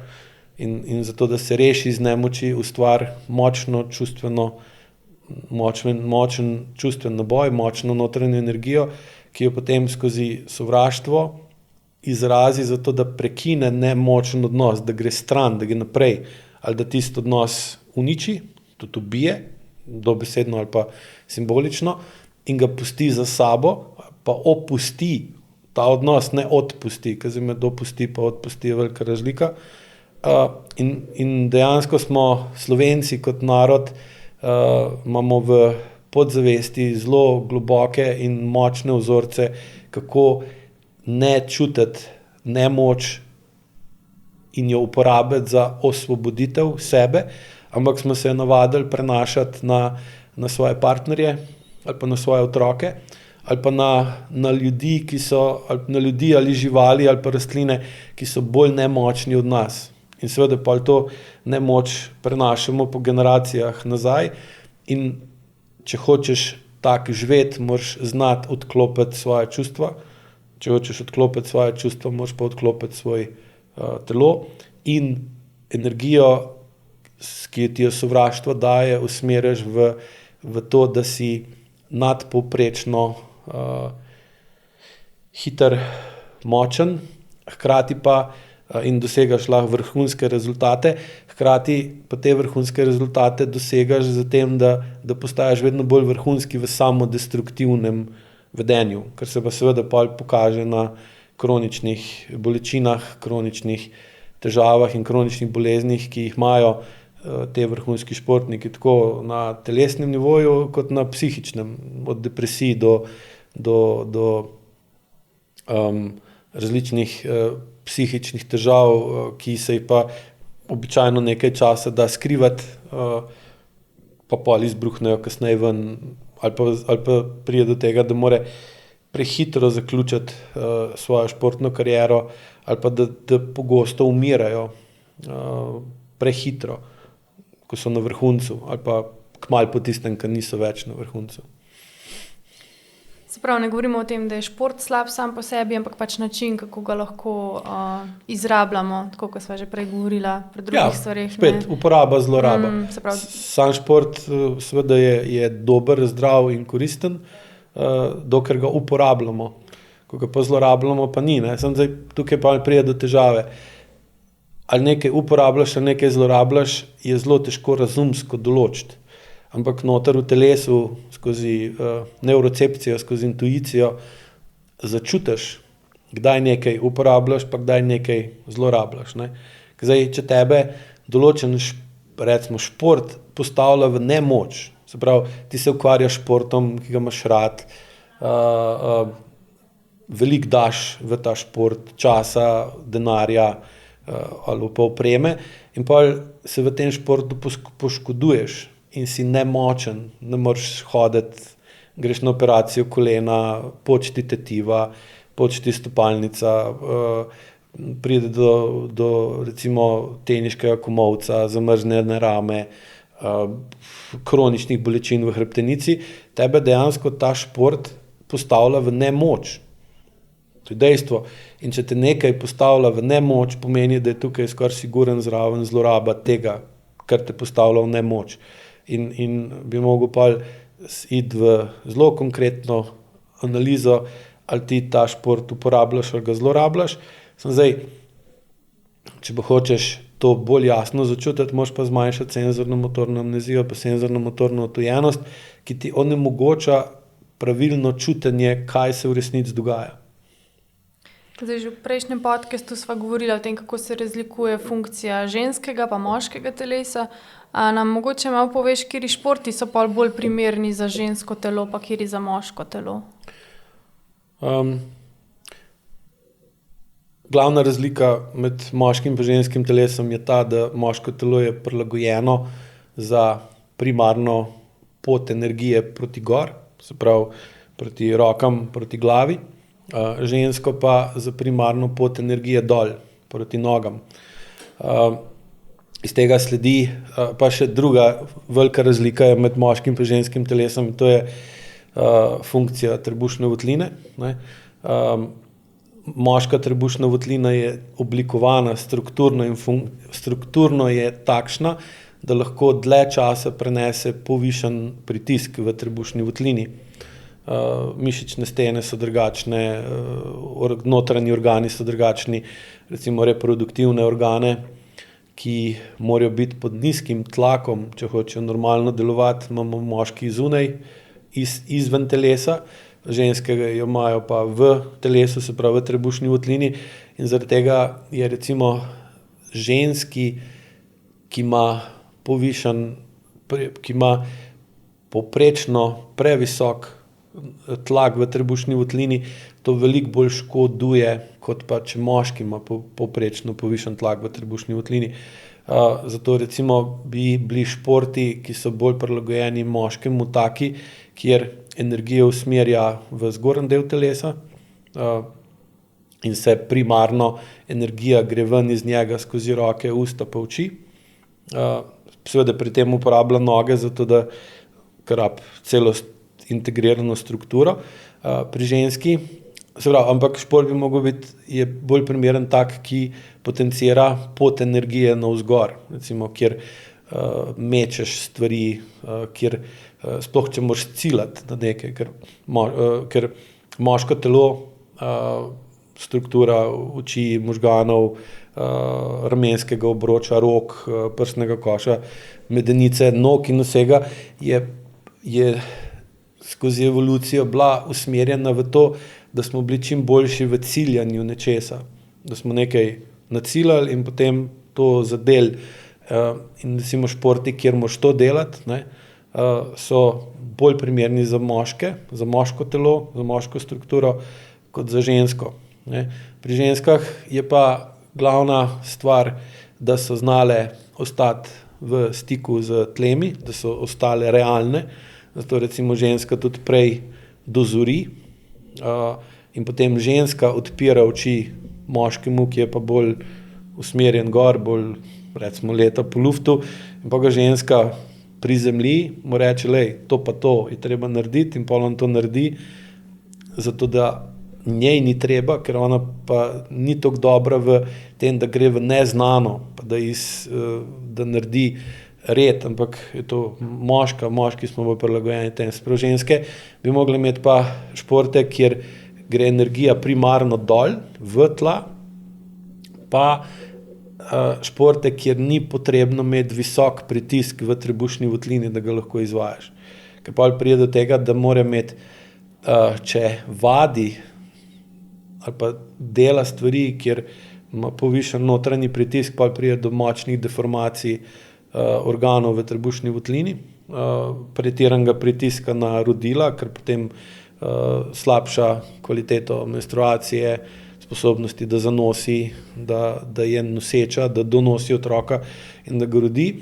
Pa tudi seveda povzroča diastazo trebušne mišice, ki je vedno znak, da je povprečen tlak v trebušni votlini pri ženski previsok. In zdaj, seveda, en glavnih razlogov, zakaj je lahko tlak pri ženski v trebušni votlini previsok, je, da ne zaupa. Še posebej ne zaupa moškemu in tudi seveda sebi ne.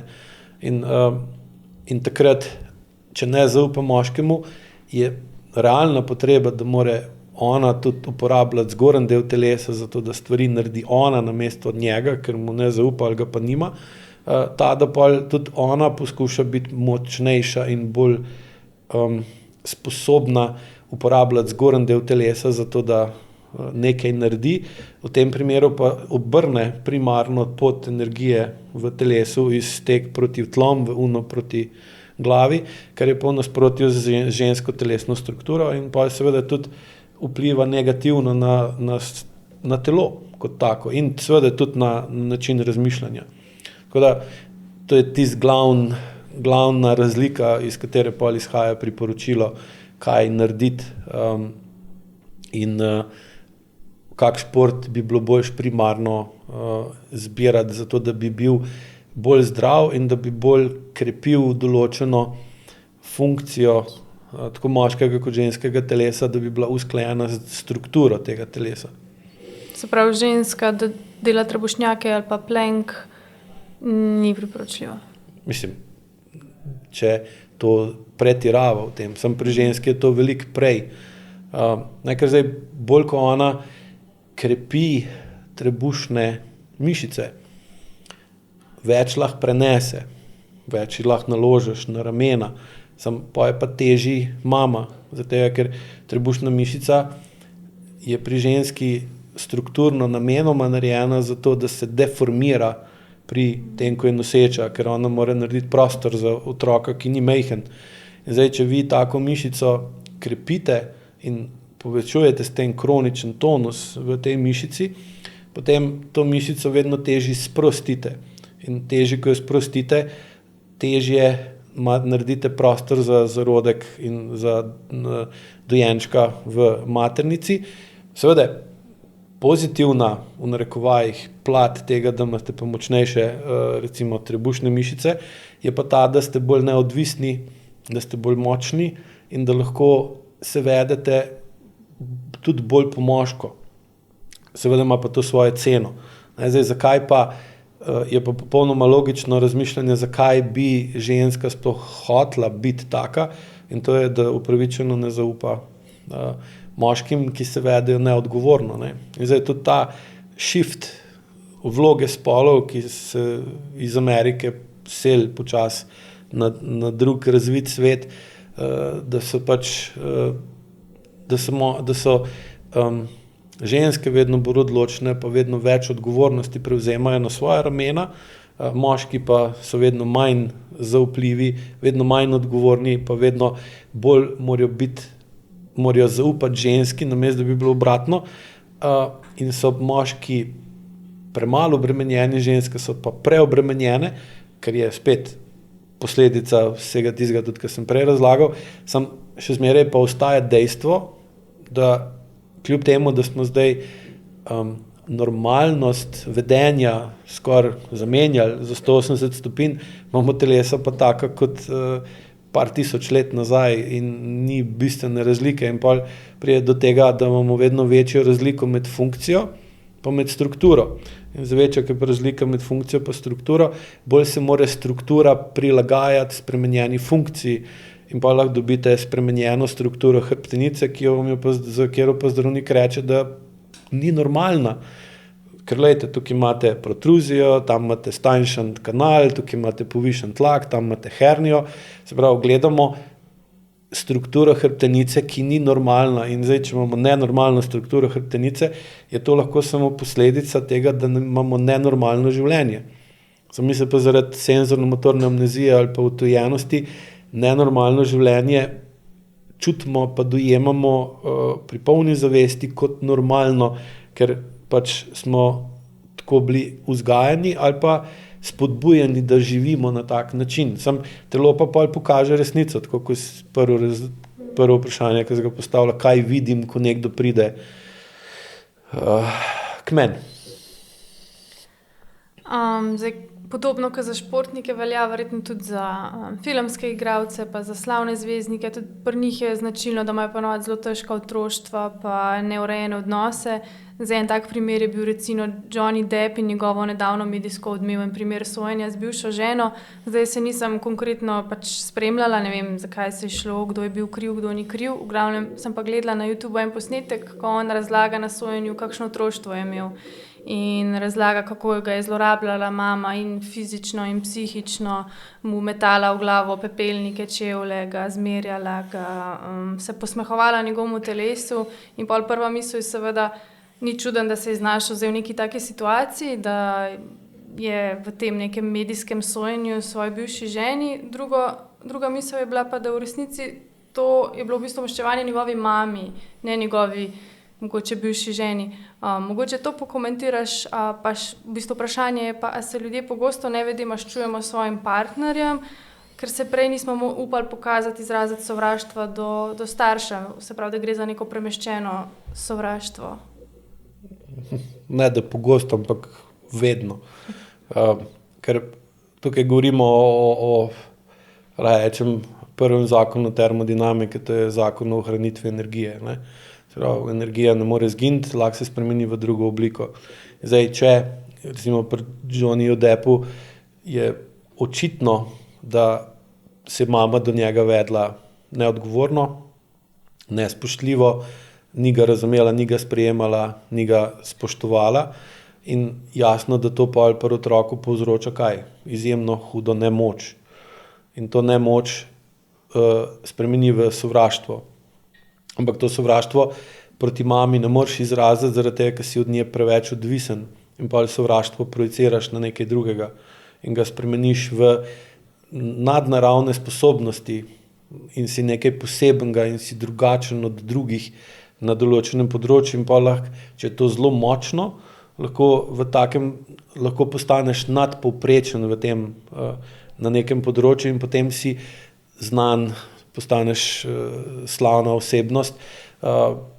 In če se vprašaš, odkje je tem človeku energija, da je toliko dosegel, sploh če to v kratkem času doseže, dejansko vidiš, da sploh ko bolj poznaš energijsko logiko določenih čustev ali pa čustvenih stanj, da edino čustvo, ki je dovolj močno, da lahko to dosežeš, je sovraštvo.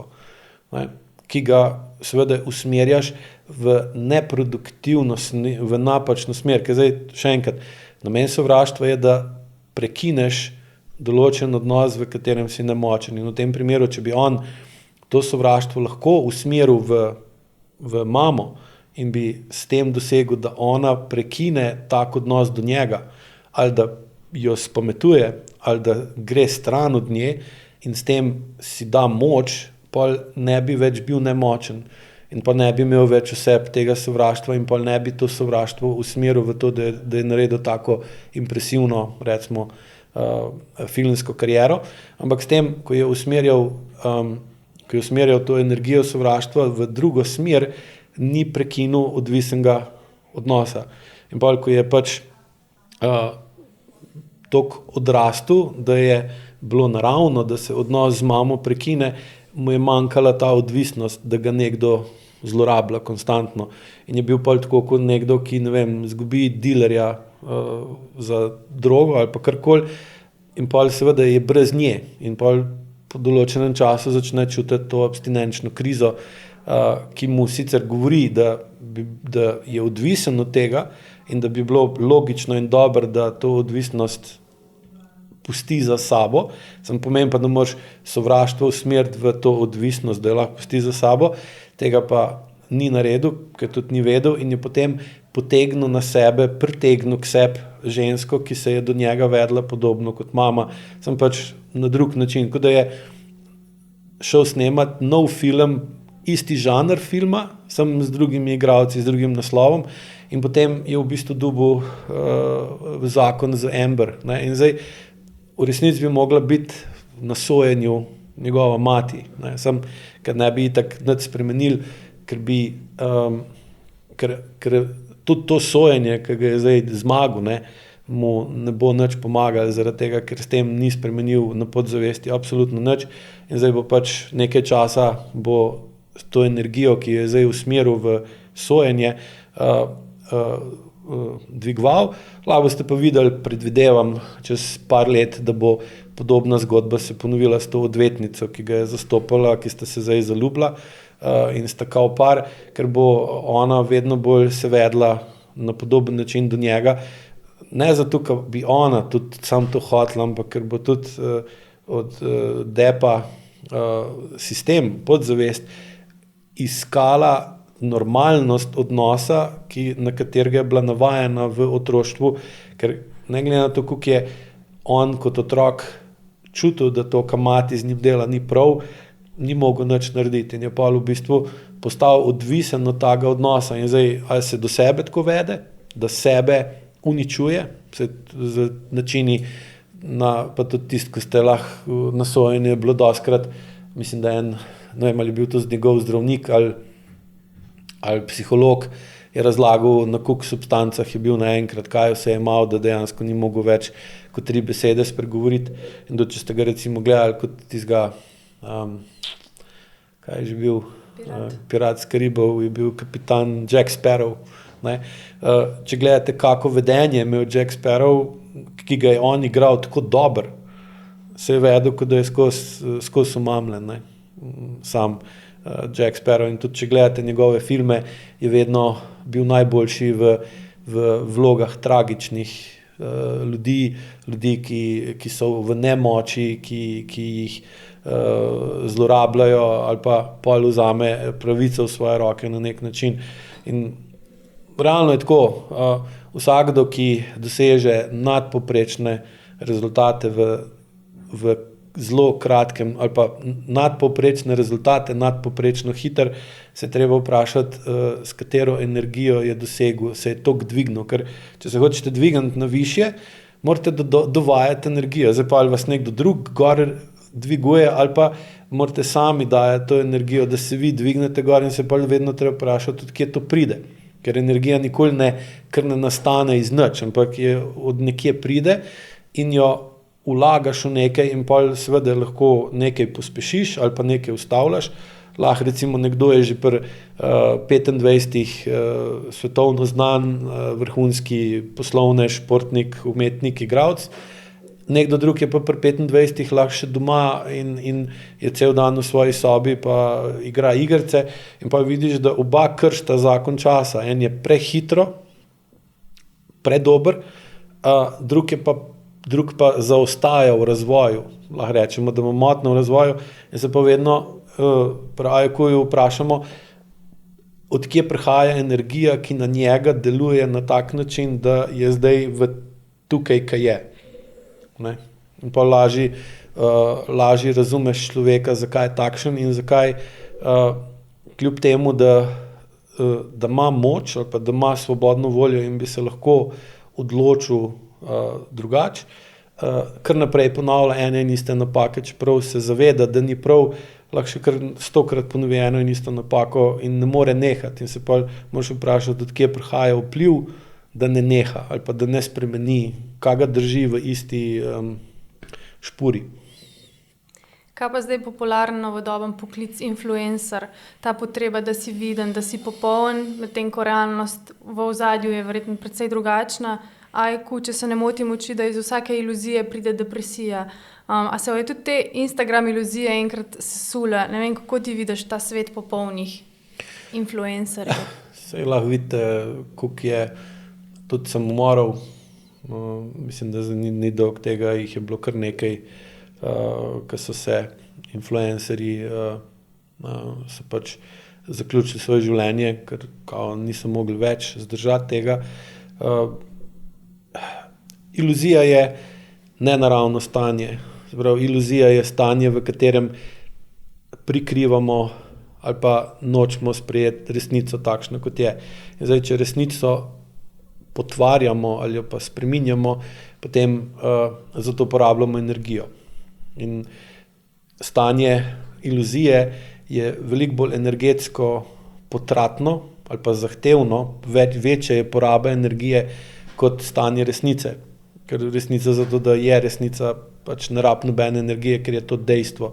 Vse ostalo je pa izkrivljanje ali pa spreminjanje resnice, je pa zato treba dajati vedno več energije. In zdaj, dlje, ko greš v to, več energije rabiš. In v določenem trenutku pride do izgorelosti, do tega, da sistem več ne more zagotavljati toliko energije in takrat pride do sesutja iluzije in takrat padeš v depresijo, ker depresija je pa stanje, kjer zmanjšaš porabo energije zaradi tega, ker zmanjšaš ali gibanje, ali čustvovanje, ali zavedanje tega, kaj se dogaja, kdaj se izoliraš in greš v depresijo. Zdaj pa depresija lahko dostikrat tudi tako huda, da ne moreš več živeti in pride do tako hudega zmanjšanja življenja, da življenje ugasne. In pač influencer je produkt sodobnega časa, kjer dejansko to vemo vsi, je iluzij vedno več. Pa še ena stvar je, večja, ko je iluzija, več energije rabiš za to iluzijo in več, ko energije rabiš, večja je potrošnja. Večja, ko je potrošnja, več je zaslužka. In realno, če gledate, je ogromno, tudi če gledate Instagram, pa se vprašate, koliko energije se porabi za Instagram ali pa koliko dobička se ustvari skozi Instagram. In bolj, ko je neka stvar iluzorna, pa bolj, ko forsira iluzijo, tako kot recimo Facebook ali pa Google ali pa vse ta socialna omrežja, kaj forsirajo navidezno življenje, ne? Mislim, da Facebook je zdaj celo hotel, so začeli z metaversom, nekaj tega, kako navidezno virtualno življenje, ki spet zahteva energijo. In poraba energije, recimo za internet, pa za maile, pa za vse te stvari, na katerih danes svet počiva, je ogromna in se s tem recimo, ker ljudje razmišljajo o tem, koliko bojo prihranili z električnim avtom, ampak ko bojo zmanjšali emisije CO2, noben pa se ne vpraša, pa reče, koliko energije pa gre za to, da dobim ogromno količino brezveznih oglasov, ko nekaj po internetu surfam. Pa tam videl sem recimo raziskavo, da skoraj 60% oglasov, ki se na Googlu prikazujejo, nikoli nobeden ne klikne in na njih nikoli nobeden jih ne odpre, ampak vsak oglas, ki ga generirate, pa zahteva določeno število električne energije, da to računalnik zračuna, da grafična kartica pošlje na ekran, da ekran sveti, da vi to vidite, vi pa tega ne vidite. Ali pa koliko recimo energije grejo za reklame, ki jih imate na televiziji, vi imate pa ta nov sistem, ko lahko za nazaj gledaš in sam preskočiš en kup denarja, pa energije, pa tudi kreativnosti, ki so jo ljudje vložili, da so to reklamo posneli, in ta energija gre neučinkovito se uporabi. In torej, če gledamo na splošno, je osnova za dvig življenjskega standarda, da vedno več energije porabimo, hkrati pa ne moramo to energijo uporabljati učinkovito, ampak jo gremo v bistvu že razmetavamo z njo. Ne. In potem pride do tega, da tako stanje, kot je biti influencer, dolgoročno gledano ne more obstati zaradi tega, ker je v nasprotju s fizikalnimi zakoni. In obstajali bo, dokler ne bo prišli do energetske krize, recimo se že zdaj obeta, in bomo lahko videli, da dražji, ko bo bencin, dražji, ko bo elektrika, dražji, ko bo plin, manj bo ljudi brigal, kaj nek influencer napiše, in potem bojo oni ostali brez pozornosti in potem bojo postali brez prihodkov in bo treba pa nekaj druga pogruntati. Ne? Ker to so dejanja ali pa stvari, ki lahko funkcionirajo samo, če smo v obilju. Sam problem obilja pa je, da tako ko je bilo 7 let debelih krav, je pa prišlo 7 let suhih krav. Ne? In tukaj zdaj vprašanje, ko vidite, da vse te krize od korone naprej se sam stopnjujejo, pa so vedno hujše, hkrati pa recimo ne vidite, da je vedno manj prometa na cestah ali pa da se ljudje vozijo v avtih skupaj, da je v avtobusu 3 ljudje, ne pa eden.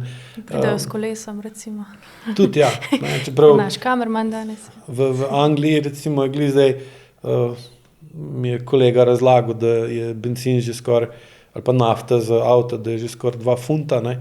In da če natoč 50 litrov goriva, da to pride 100 funtov in da ne ve, koliko dolgo bo še to držali. In da zdaj so že začeli veliko bolj razmišljati, ali dejansko more iti z avtom nekam, ali bi lahko to na kak drug način naredil, ali pa ali se mu splača hoditi po nakupih v shopping center, ki je recimo 10 km ven iz mesta, in je rekel, zdaj grem rajš v tisto eno lokalno trgovinco, ki je še ostala tam noter v centru, zaradi tega, ker tudi če ima malo dražje artikle, pa ki jih v bistvu niti nima več toliko dražji, se mu bolj splača iti kaj kupiti, kot pa da se voz nekam.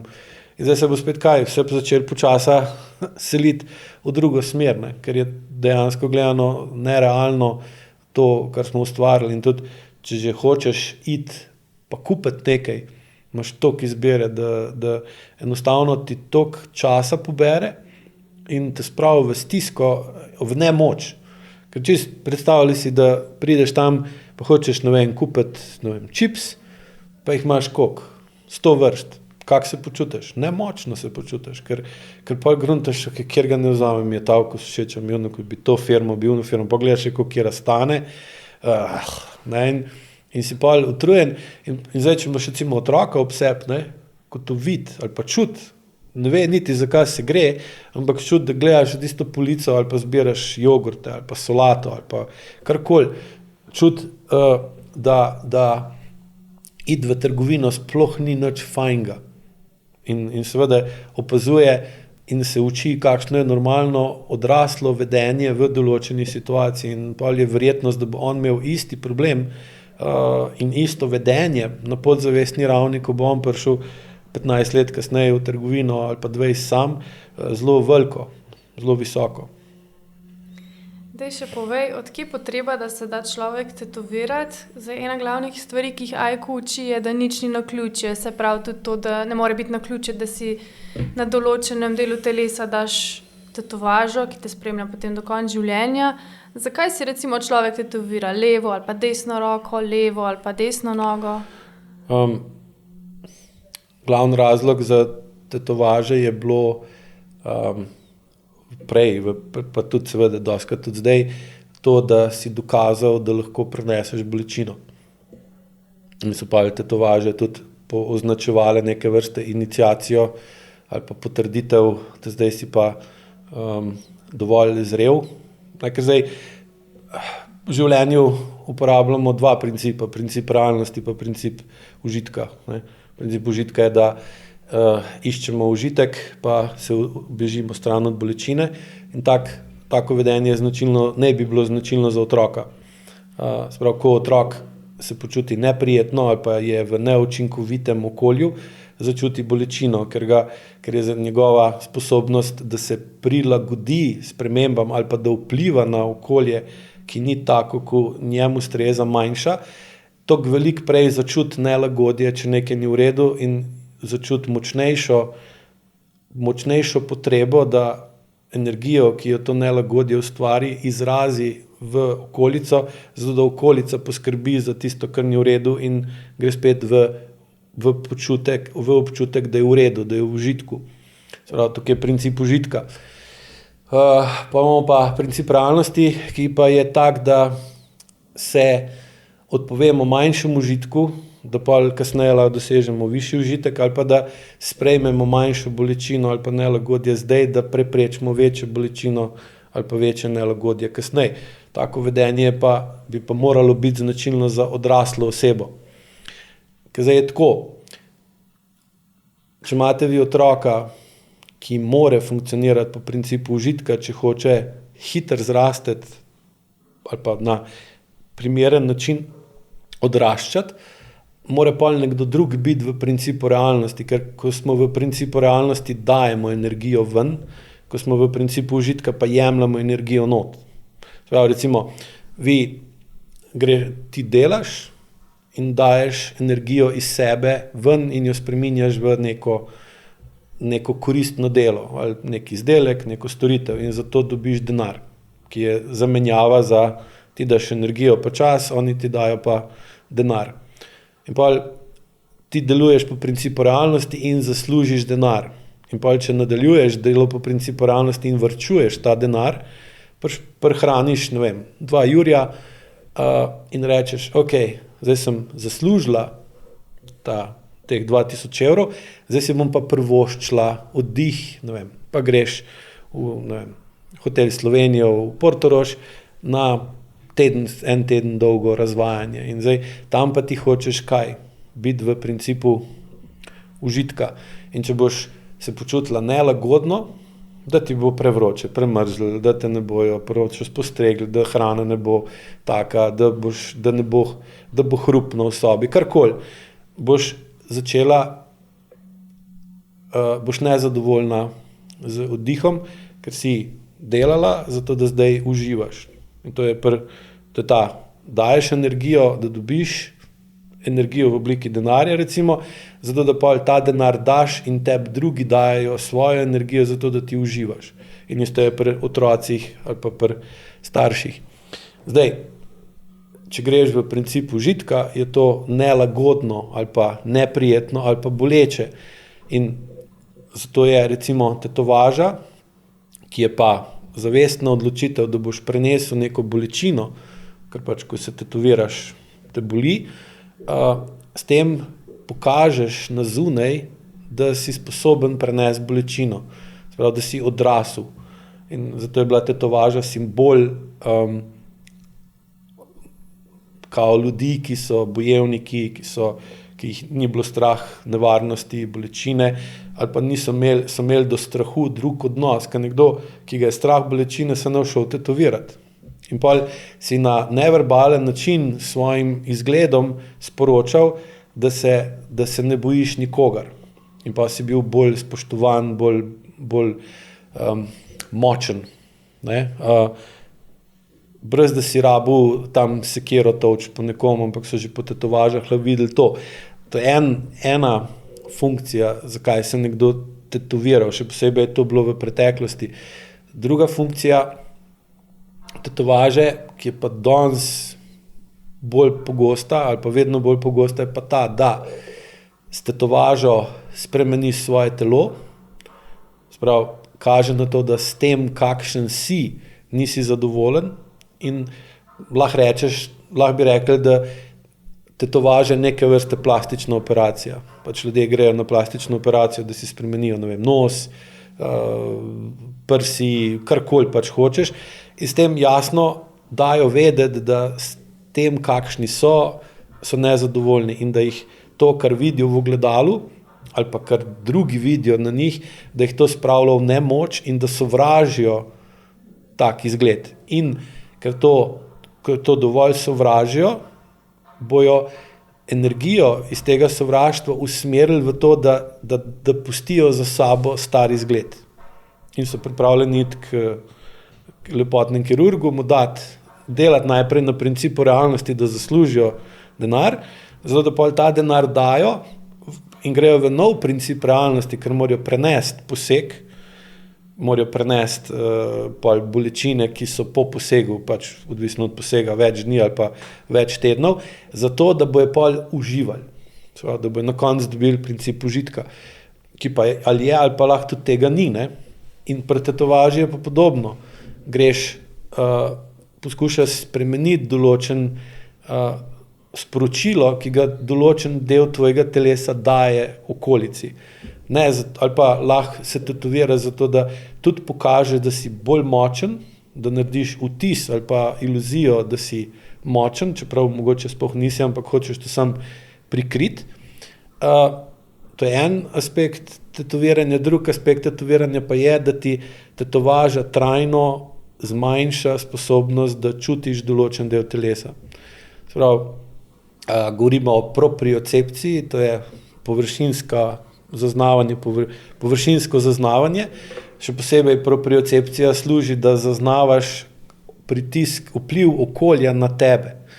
Ker določen pritisk, pogled, beseda, dotik ali pa karkoli, ko pride na površino kože, koža to energijo spremeni v signale, v električno napetost, električen naboj in potem se to po živčnem sistemu prenese v možgane in vpliva na dojemanje, kdo smo mi, ker možgani so v bistvu recimo struktura ali pa sistem, ki ga imamo v glavi, ki služi za zbiranje podatkov. Se pravi, v možgane prihaja propriocepcija, to je podatki z površine telesa, prihaja interocepcija, to so občutki pa signali, senzacije, impulzi iz notranjosti telesa, pa imamo neurocepcijo, ki je združeno vse to skupaj, da dobimo občutek, ali je tukaj varno ali ni varno, ali je nekaj narobe v prostoru, v katerem smo in dobimo občutek, da nekaj ne štima ali pa da je nekaj v redu.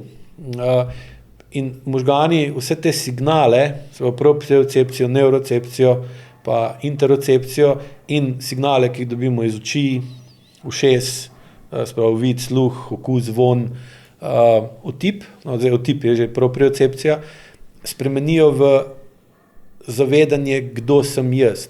To sem jaz. Vse to, kar iz telesa pride gor v glavo, mi v glavi ustvarimo mnenje ali pa kdo jaz sem. In zdaj, če recimo z nečem, kar sem, nisem zadovoljen in bi naraj to spremenil, pa ne morem, je en od načinov, da se recimo, da tetovažo daš na določen del telesa in s tem zmanjšaš prepustnost ali pa zmanjšaš sposobnost telesa, da realno, da dobiš določeno, bom drugače rekel, s tetovažo vplivaš, kaj prihaja v tvojo glavo in kak imaš občutek o samem sebi. In pa zdaj, odvisno pa kam na telo to daš, je pa s tem recimo učitelj AIQ-ja, ko vidi tetovaže, iz tega sklepa lahko, da na tem delu telesa oseba je hotela imeti manj občutka. In potem ima na tem delu telesa višjo senzorno-motorno amnezijo ali pa senzorno-motorno odtujitev, kar ima pa za sabo določen razlog, smo malo vzrok in potem skozi pogovor lahko ugotovi, zakaj glih na desni roki, zakaj glih na levi nogi ali pa obratno, in to je spet povezano z moškim vedenjem, ki ga definira desna stran, pa ženskim vedenjem, ki ga definira moška stran, ali pa vplivom očeta na osebo, ki jo definira desna noga, pa vplivom mame ali pa preteklosti po ženski strani, ki vpliva na to, kako imamo desno nogo. In zdaj, če recimo primer je vpliv moških prednikov na moje življenje tak, da bi ga najraj zanikal, da ga recimo, ne vem, je dedek bil nasilen alkoholik,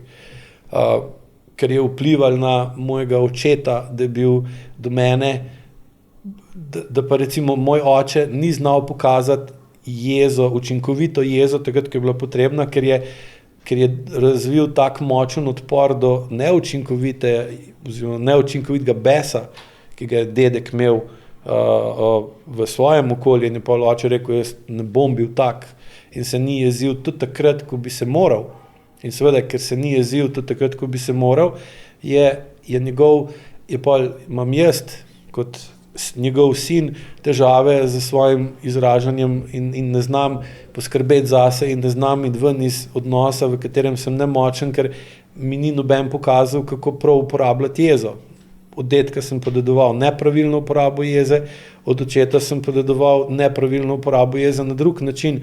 In pa nočem imeti stika z preteklostjo in pa si dam desno nogo. Je verjetno, da si bom dal tetovirati desno, nekaj na desni nogi večja, kot pa, da si ne bom dal, pa da bom dal kje drugje. Pač en od primerov, da bo lažje za razumeti.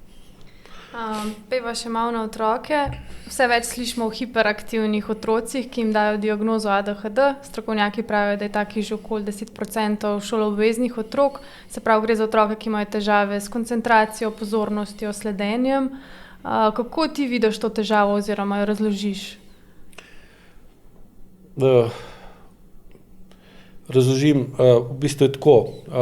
Hiperaktivnost otroka običajno pomeni, da je v družini, v kateri otrok je, previsok pritisk. Spravi, da so stvari prenapete.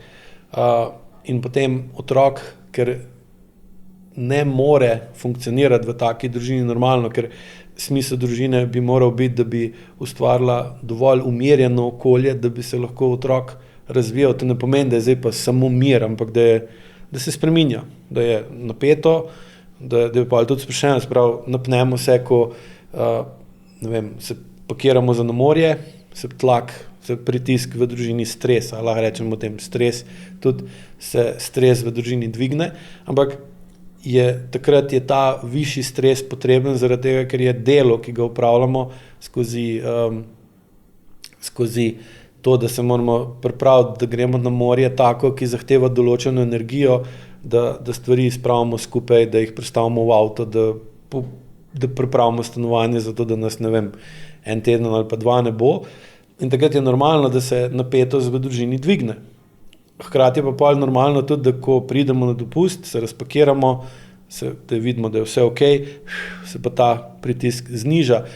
In če je tak dinamičen pritisk v družini, potem otrok s tem nima težav, ker začne videti, po kakšni dinamiki to deluje, da ste pač starša sposobna zaradi primerne čustvene zrelosti skozi princip realnosti prenesti določeno obremenitev, učinkovito izražati svoje čustvo, svojo energijo, zato da ta projekt, recimo, uspešno speljata in se potem znata, nimata strah pred sproščenostjo ali pa alergičnost na sproščanje, da se sprostita, ko prijeta na dopust. In v takem primeru otrok se uči skozi izkušnjo odraslih, pa opazovanje odraslih, pa čutenje, kaj odrasel v notranjosti telesa drži ali pa ima, da je spreminjanje tlaka v družini normalno in naravno in potrebno.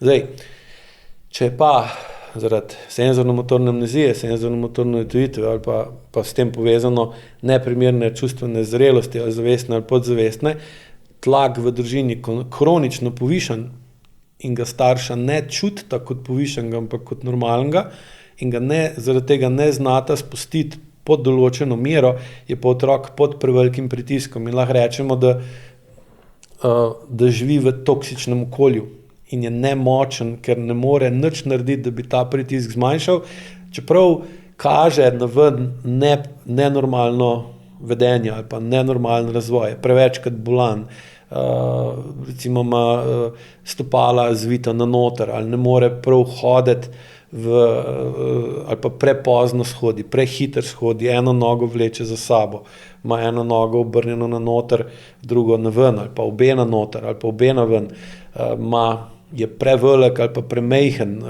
ima težave s spanjem, ima težave z dihanjem, je alergičen na hrano ali pa na določeno vedenje ali na določene substance, ali pa je hiperaktiven. S hiperaktivnostjo dejansko umirja, znižuje tlak v družini in se v bistvu obnaša kot nek hladilni stolp pri termoelektrarni, kjer da ne pride do pregrevanja sistema, vklopijo hladilni stolp, da zniža temperaturo, da ne pride do taljenja, reaktorja ali pa peči ali pa odvisno pač kakšna termoelektrarna je. In potem otrok seveda iz tega vidika, ker mora on nižati tlak v družini, ker starša tega ne naredita, je otrok zlorabljen. In je otrok v nemoči, ker ne more živeti po principu užitka, ampak mora on sprejeti princip realnosti in se vedeti nerealno za otroka in potem opazimo, da je z nekaj z njim narobe in potem iščemo pomoč in ocenjujemo, kaj je z otrokom narobe in kaj naj naredimo, da bi otroku pomagali, da bi bil boljši. Noben pa ne gre pogledati, kaj je pa v okolju, v katerem otrok biva. Seveda vidimo, spolne zlorabe se vedno bolj najdejo, ali pa fizične zlorabe, alkoholizem, ali pa taki tipični primeri. Sam, če ima recimo otrok oba starša zelo športno aktivna, ali pa preveč športno aktivna, čeprav jasno danes po standardih je, kaj je preveč, je danes zelo, če se spomnite prejšnjih časov, ki je bil Mito Trefalt, pa te kavljci, pa korenine, pa to, bi večina ljudi, ki bi bili toliko športni, ko so danes, takrat bi jih, že jaz vem, ko sem začel trenirati, to je bilo leta 85, ko sem začel kolesariti, je večina ljudi bila, kva delaš na kolesu, pejt domov na njivo ali pa drve seki ali pa nekaj naredi, ne izgubljaj energije. Tudi moja stara mama ni mogla razumeti, zakaj sem šel s kolesom v Nov Mest pa nazaj, me je spraševala, pokaj si pa šel v Nov Mest, pač pelat sem se šel, kako se ti da, delo je bolj pametnega, pa tega ni, to je 35 let nazaj, ni toliko velik nazaj, da bi rekel zdaj 500 let nazaj. In ta vloga otroka, ki je v taki družini, ki je zelo napeta, prenapeta, ampak se tega ne zaveda, nima druge izbire, kot da on gre v princip realnosti, zato da prepreči, da bi on šel v histeričnost ali pa v paralizo, oziroma da dobi tisti občutek panike, ali pa tudi recimo v ekstremnem primeru gre v avtizem.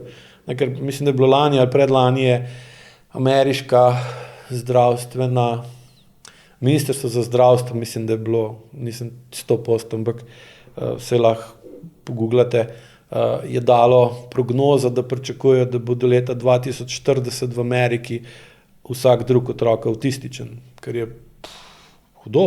Ne? In ADHD je neke vrste milejša verzija tega. In zdaj se bolj vprašamo, zakaj, recimo, ker me doskrat, dobil sem včeraj mail od stranke, da je otrok star 1 leto in da stoji tako na noter, da ima oba stopala na not zvita in da ima prste čisto zvite in da sploh ne more normalno hoditi. Ne? In zakaj do tega pride? Ne? In pa, ko sem par vprašanj mu postavil okrog kako in kaj, je bilo vidno, da je ta otrok bil težko pričakovan, da sta si ga oba starša ful močno želela. In seveda, ko se je rodil, je cel odnos bil fokus sam na tega otroka. Kak je, kaj dela, kje je.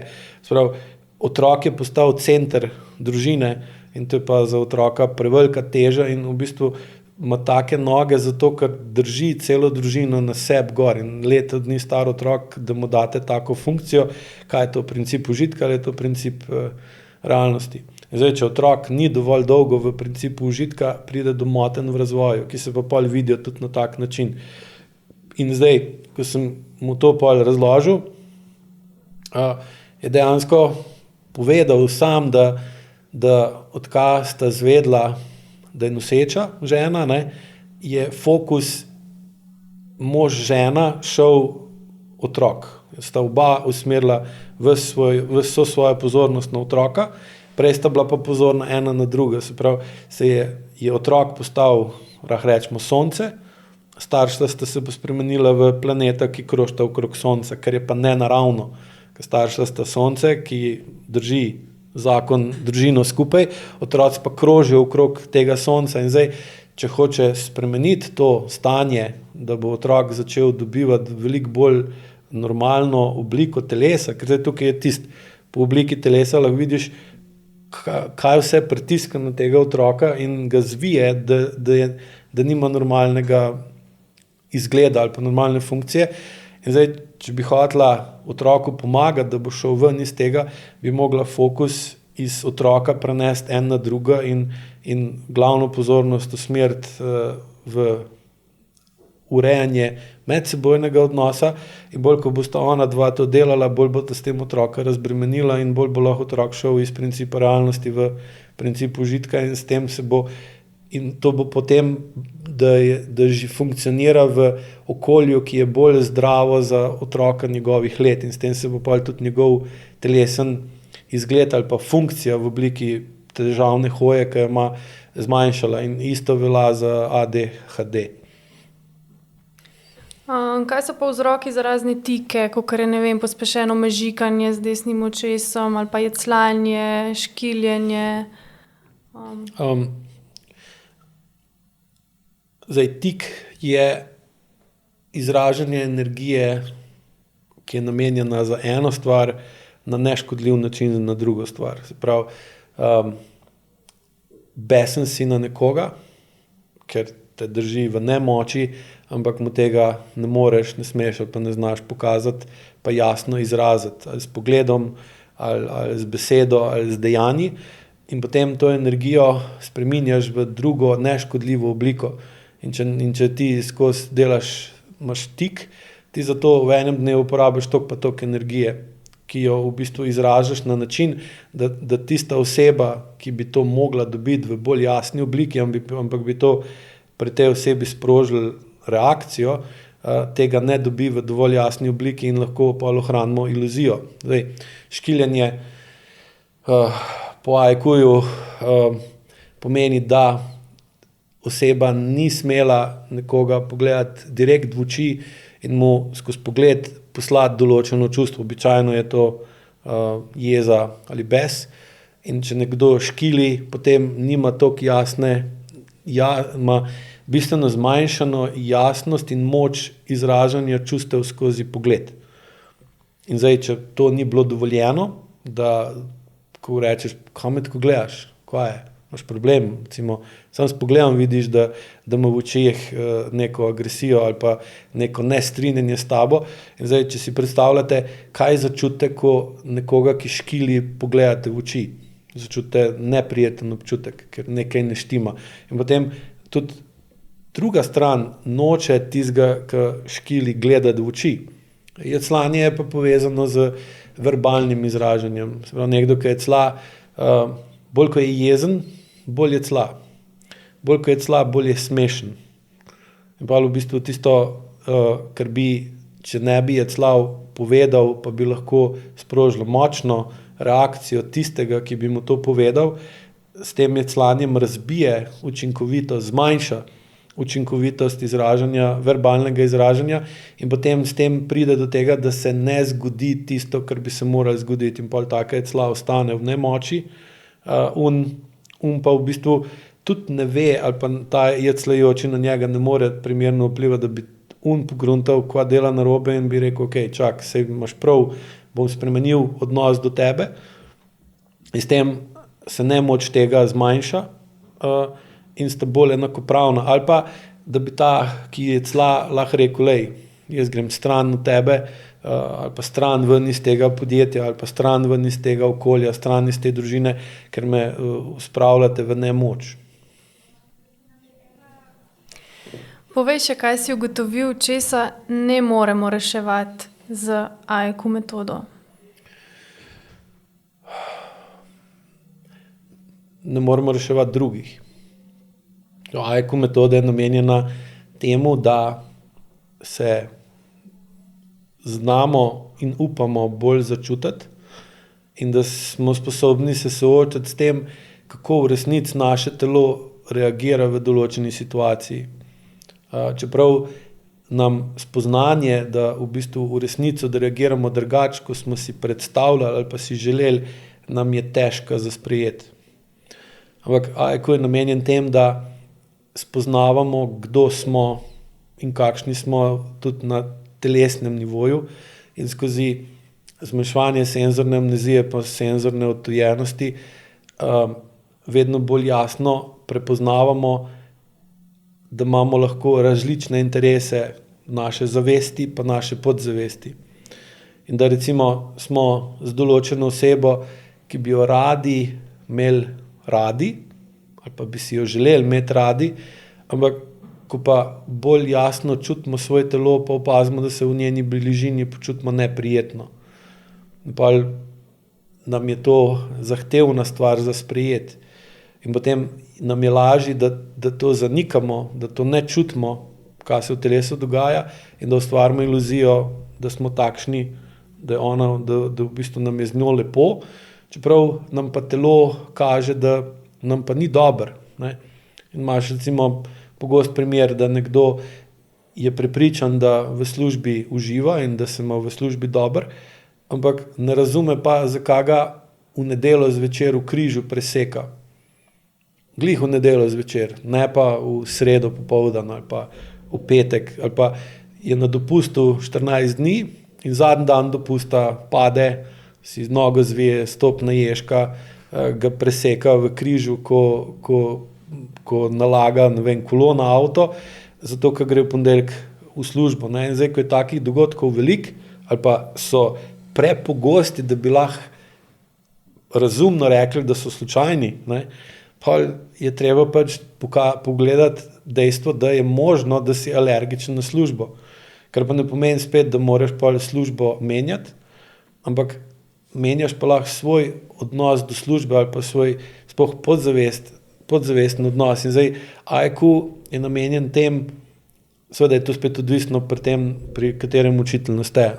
Učitelji nižjih stopenj, njihova funkcija ni ta, da vam pomagajo, da vi spreminjate podzavest, zaradi tega, ker nimajo še tega znanja in morajo pač skozi šolanje za učitelja dozoreti in dovolj dvigniti svojo čustveno zrelost, da lahko pol grejo sploh v 4. pa pol v 5. stopnji, da lahko ljudem pomagajo spoznavati, kakšne so razlike med tem, kako oni zavestno funkcionirajo, pa kakšne so razlike med tem, kako podzavestno funkcionirajo.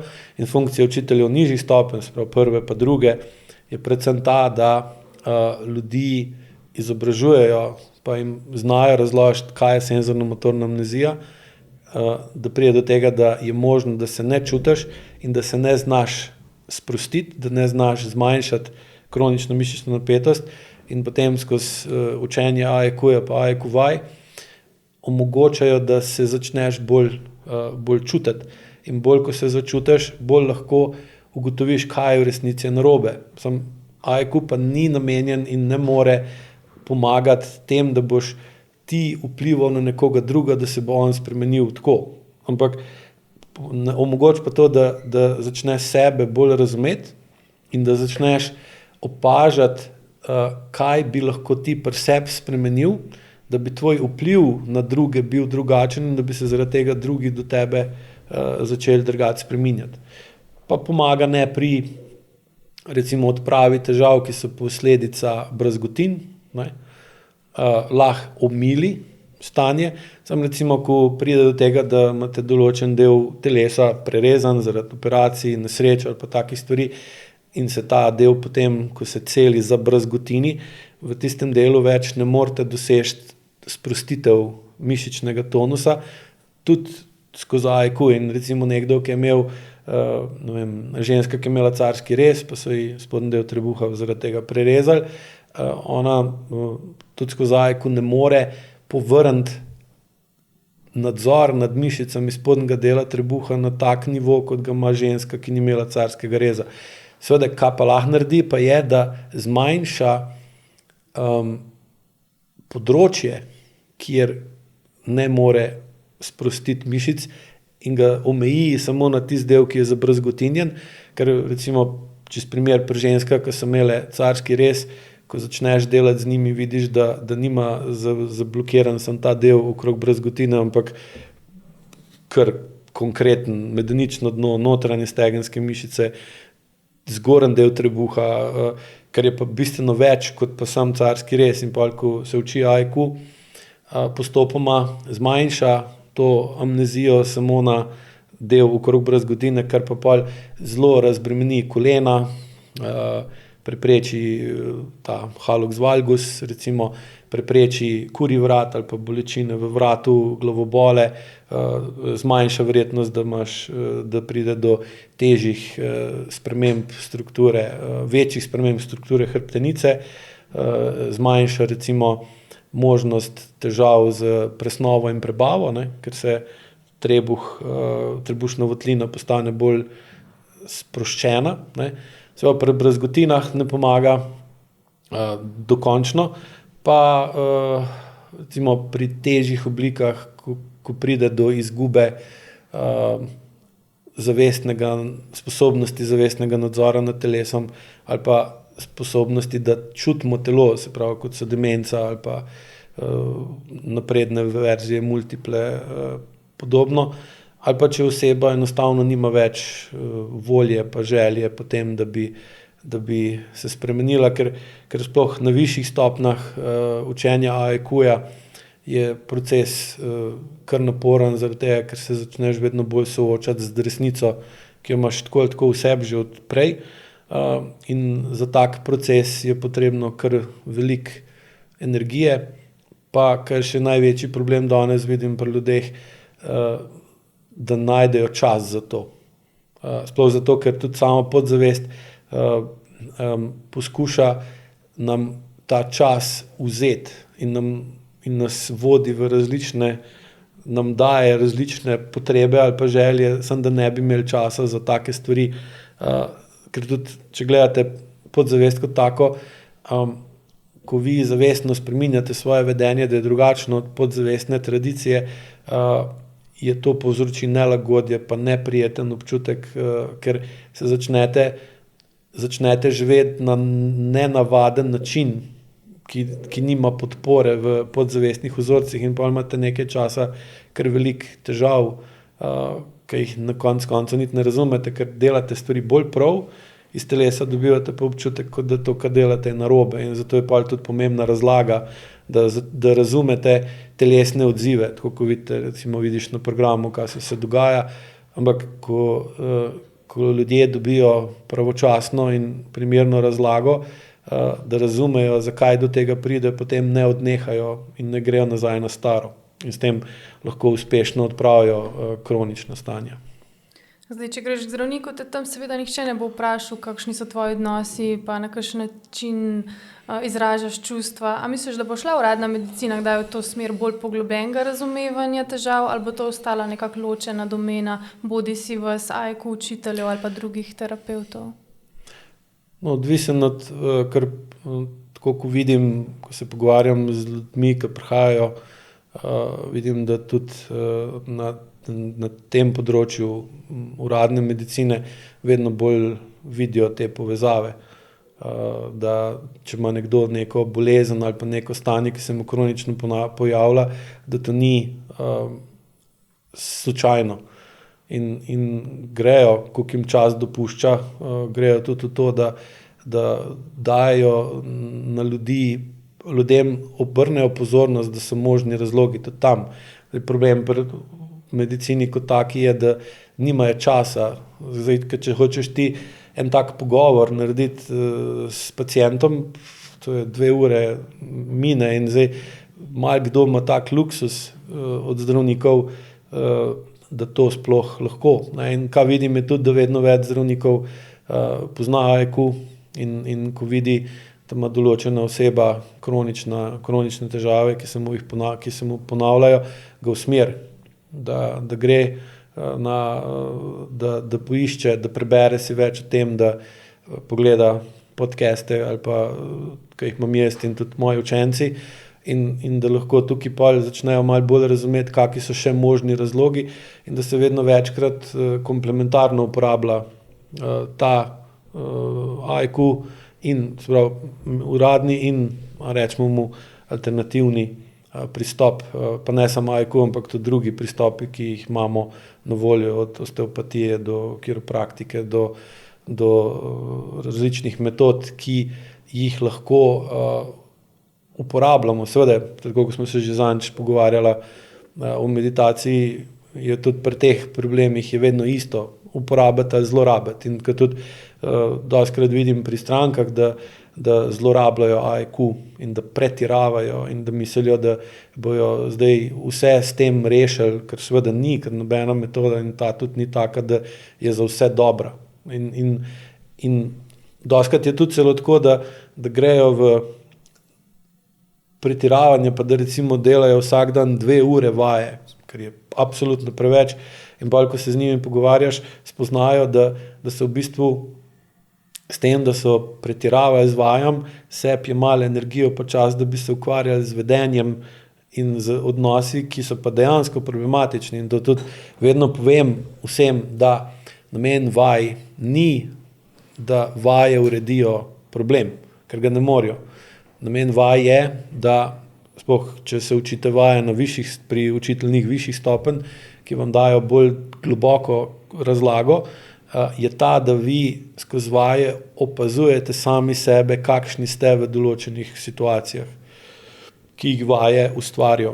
In potem, ko vidite, kakšni ste in dobite dokazila, da imate v sebi določene podzavestne pogojne odzive, ki vas v določeni situaciji silijo, da se vedete nenavadno ali pa nelogično, se upate v vedno večjih čustvenih obremenitvah ali pa tudi, ko ste v stresu ali stiski, ohraniti sposobnost, da se čutite, da ne izgubite tisto sposobnost, da kar pride nek stres in ne čutite več nič, ne čutite, da ste žejni, lačni, karkoli, ampak sam greste in naredite tisto, kar je treba, da bo čim prej konc, pa ko je pa tega konc, začutite pa utrujenost, pa to, pa uno. In zdaj vaje in teorija pri AIQ-ju pa omogoča to, da vi z njo ohranite boljšo povezanost med zavestjo pa med telesom tudi v vsakdanjem življenju pod višjo obremenitvijo in takrat vedno bolj lahko opazujete, kje vam podzavestje v podporo in vam pomaga, kje pa so podzavestni vzorci v škodo ali pa vam odmagajo.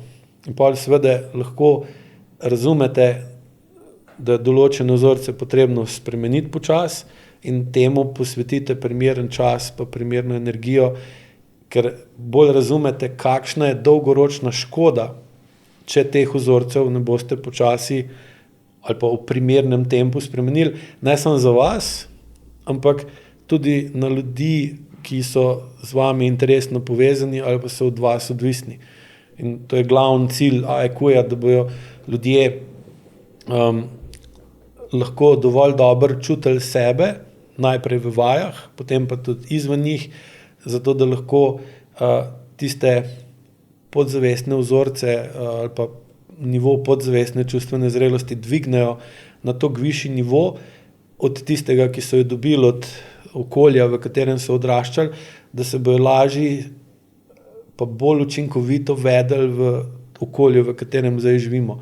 In s tem bo manj kroničnih problemov, hkrati pa bo otrok take osebe videl, kako se dela to, da dviguješ podzavestno in zavestno čustveno zrelost in si vedno bolj celostno povezan in te tudi podzavest in telo podpira pri tem, kar si se ti v glavi zamislil, hkrati so pa tvoje ideje, kaj bi hotel narediti, ki jih dobivaš v zavesti, vedno bolj take, da so realno izvedljive tudi z vidika podzavesti pa telesa. In pol otroku s tem kažeš bolj pravilen odnos do časa pa do življenja, ki ga potem on lahko nadaljuje, ko bo on dobival vedno več odgovornosti pa moči in bo zaradi tega vedno manjkrat v nemoči. Ker tako, kot sem že prej rekel, je glavni vir nemoči danes nemoč pred časom, ki beži in ga vedno manj in ne pride nikoli nazaj in pa skozi gruntaš, en dan je šel v nič ali pa to sem zamudil, ali pa če bi se bolj potrudil, bi še to dosegel, po drugi strani pa vidiš, da imaš stvari toliko veliko, da jih sploh več ne kontroliraš. Ne? Kako pa pristopaš do rakavega bolnika, recimo, s čim se ukvarjate? Pri raku odvisno spet, v katerem stanju je. Ne vmešavam se nikoli v to, kakšno zdravljenje ima ali pa ga je imel do takrat ali pa ga ne bi imel v preteklosti. Rak razumem kot veliko razliko med notranjim stanjem pa zunanjim stanjem. Ker zato, da pride do raka, da se razvijajo karcinogene tvorbe, mora biti v notranjosti organizma dovolj visoka potencialna energija, dovolj dolgo, da v bistvu je toliko energije skoncentrirane na enem kupu, da je preveč.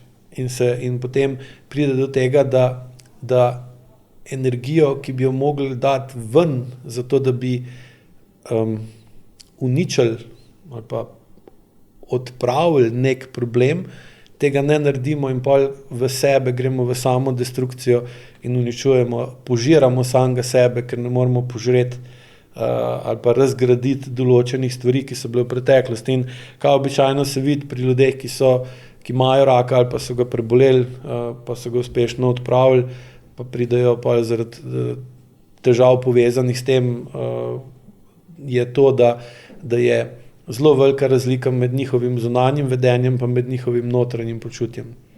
Imajo v telesu potlačene običajno zelo močne negativne ali pa zelo močna čustva, kot so bes, sovraštvo, gnev, prezir, protest ali pa maščevalnost.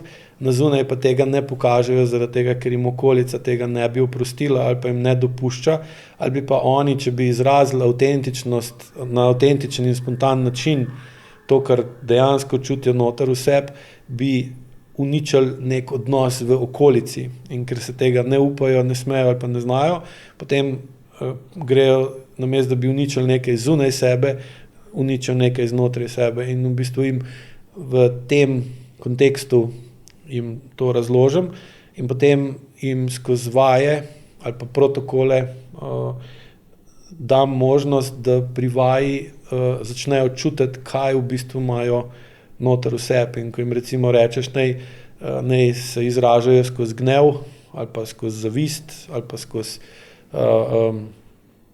skozi gnus, ne more tega narediti tudi za živo glavo. In pa spozna, da določene oblike čustev so mu toliko tuje, pa je toliko neučinkovit v njihovem izražanju, da jih seveda pol nikoli ne uporablja. In pol pač ponovadi reče, ja, jaz nisem zavistna oseba, ker je spet nemogoče, ker je vsak, ki je zavist, je pač sestavni del čustvenega odziva v določenih situacijah in vsak od nas bi moral biti kdaj zavisten, ampak to spet ne pomeni, da boš ti zavist uporabil energijo, ki jo opišemo kot zavist, seveda lahko uporabiš, da tistemu, ki mu zavidaš, onemogočeš ali pa odvzameš tisto, kar ima, seveda tipičen slovenski, da če meni crkne ena krava, naj sosedu dve, ampak zavist je čustvo, ki ti da vedeti, da si to, kar ima nekdo drug, ti želiš in mu zavidaš, da to ima, in pa lahko ti to energijo, ki jo poimenuješ zavist, uporabiš, da sebe spremeniš in da pri sebi razviješ določene veščine ali pa da opustiš določena dejanja, zaradi katerih ti ne moreš tega imeti, kot on ima. In pol to energijo, ki jo imenuješ zavist, spremeniš v energijo, ki tebe dvigne ali pa ti omogoči, da dobiš tisto, kar si njem zavidal, in pol, ko imaš tudi ti to, kar si njem zavidal, kar pa to ne pomeni, da jo njem to vzameš, potem mu nisi več zavisten. Tako da zavist je zelo koristno čustvo, če se ga uporabi, ne pa zlorabi.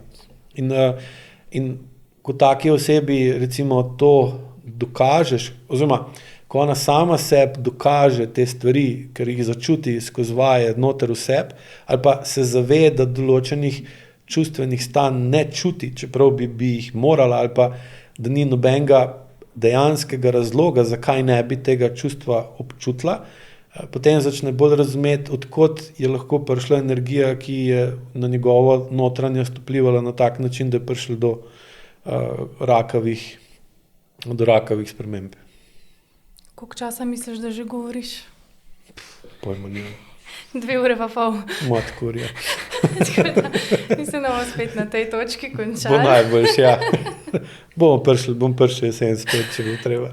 Ja, no, hvala, ker si nam dal spet nekaj zelo zanimivih razlag. Bomo razmišljali čez poletje o tem, koliko smo čustveno zreli, pa kako bi lahko bolj učinkovito čustva izražali.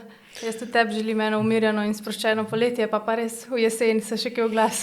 Ja, hvala za možnost, da predstavim pogled, ki ga imam sam na stvari, in ta pogled pa tudi poskušam čim bolj pravilno in pošteno prenašati na ljudi, ki rabijo to pomoč, in tudi na ljudi, ki jih zanima, da bi sami učili AEQ metodo. Še enkrat moram poudariti, da če za učitelja AEQ metode je osnovna stvar, da dviguje svojo lastno podzavestno čustveno zrelost, zaradi tega, da lahko pomagaš nekom, ki ima nižjo čustveno zrelost na določenem področju, da jo lahko dvigne, ker ne moreš nekom pomagati, da gre nad tisto, kjer si ti. In to je seveda to, kar sem razlagal, so moji pogledi skozi moje izkušnje, ki jih imam, seveda marsikom ne bojo všeč, ker česar se tudi zavedam, vidim pa, da ko določena oseba spozna določene stvari, si lahko bistveno bolj pomaga. Seveda je pa jasno, je pa še to, da zaključim, da kronične stvari ne moramo popravljati skozi princip užitka, ampak dejansko samo skozi princip realnosti, da se spremenimo, in je zato tudi relativno naporno in težko, ampak pa se pa splača, ker je pa rezultat boljši in greš lahko bolj v princip užitka in se imaš tam dober, drugače pa obsojen na vedno hujše kronične težave. Super, hvala. Prosim. Več o AIQ metodi najdete na spletni strani aiq.si. Upam, da vam bi bil podcast uporaben. Hvala za posluh in lepo se imejte.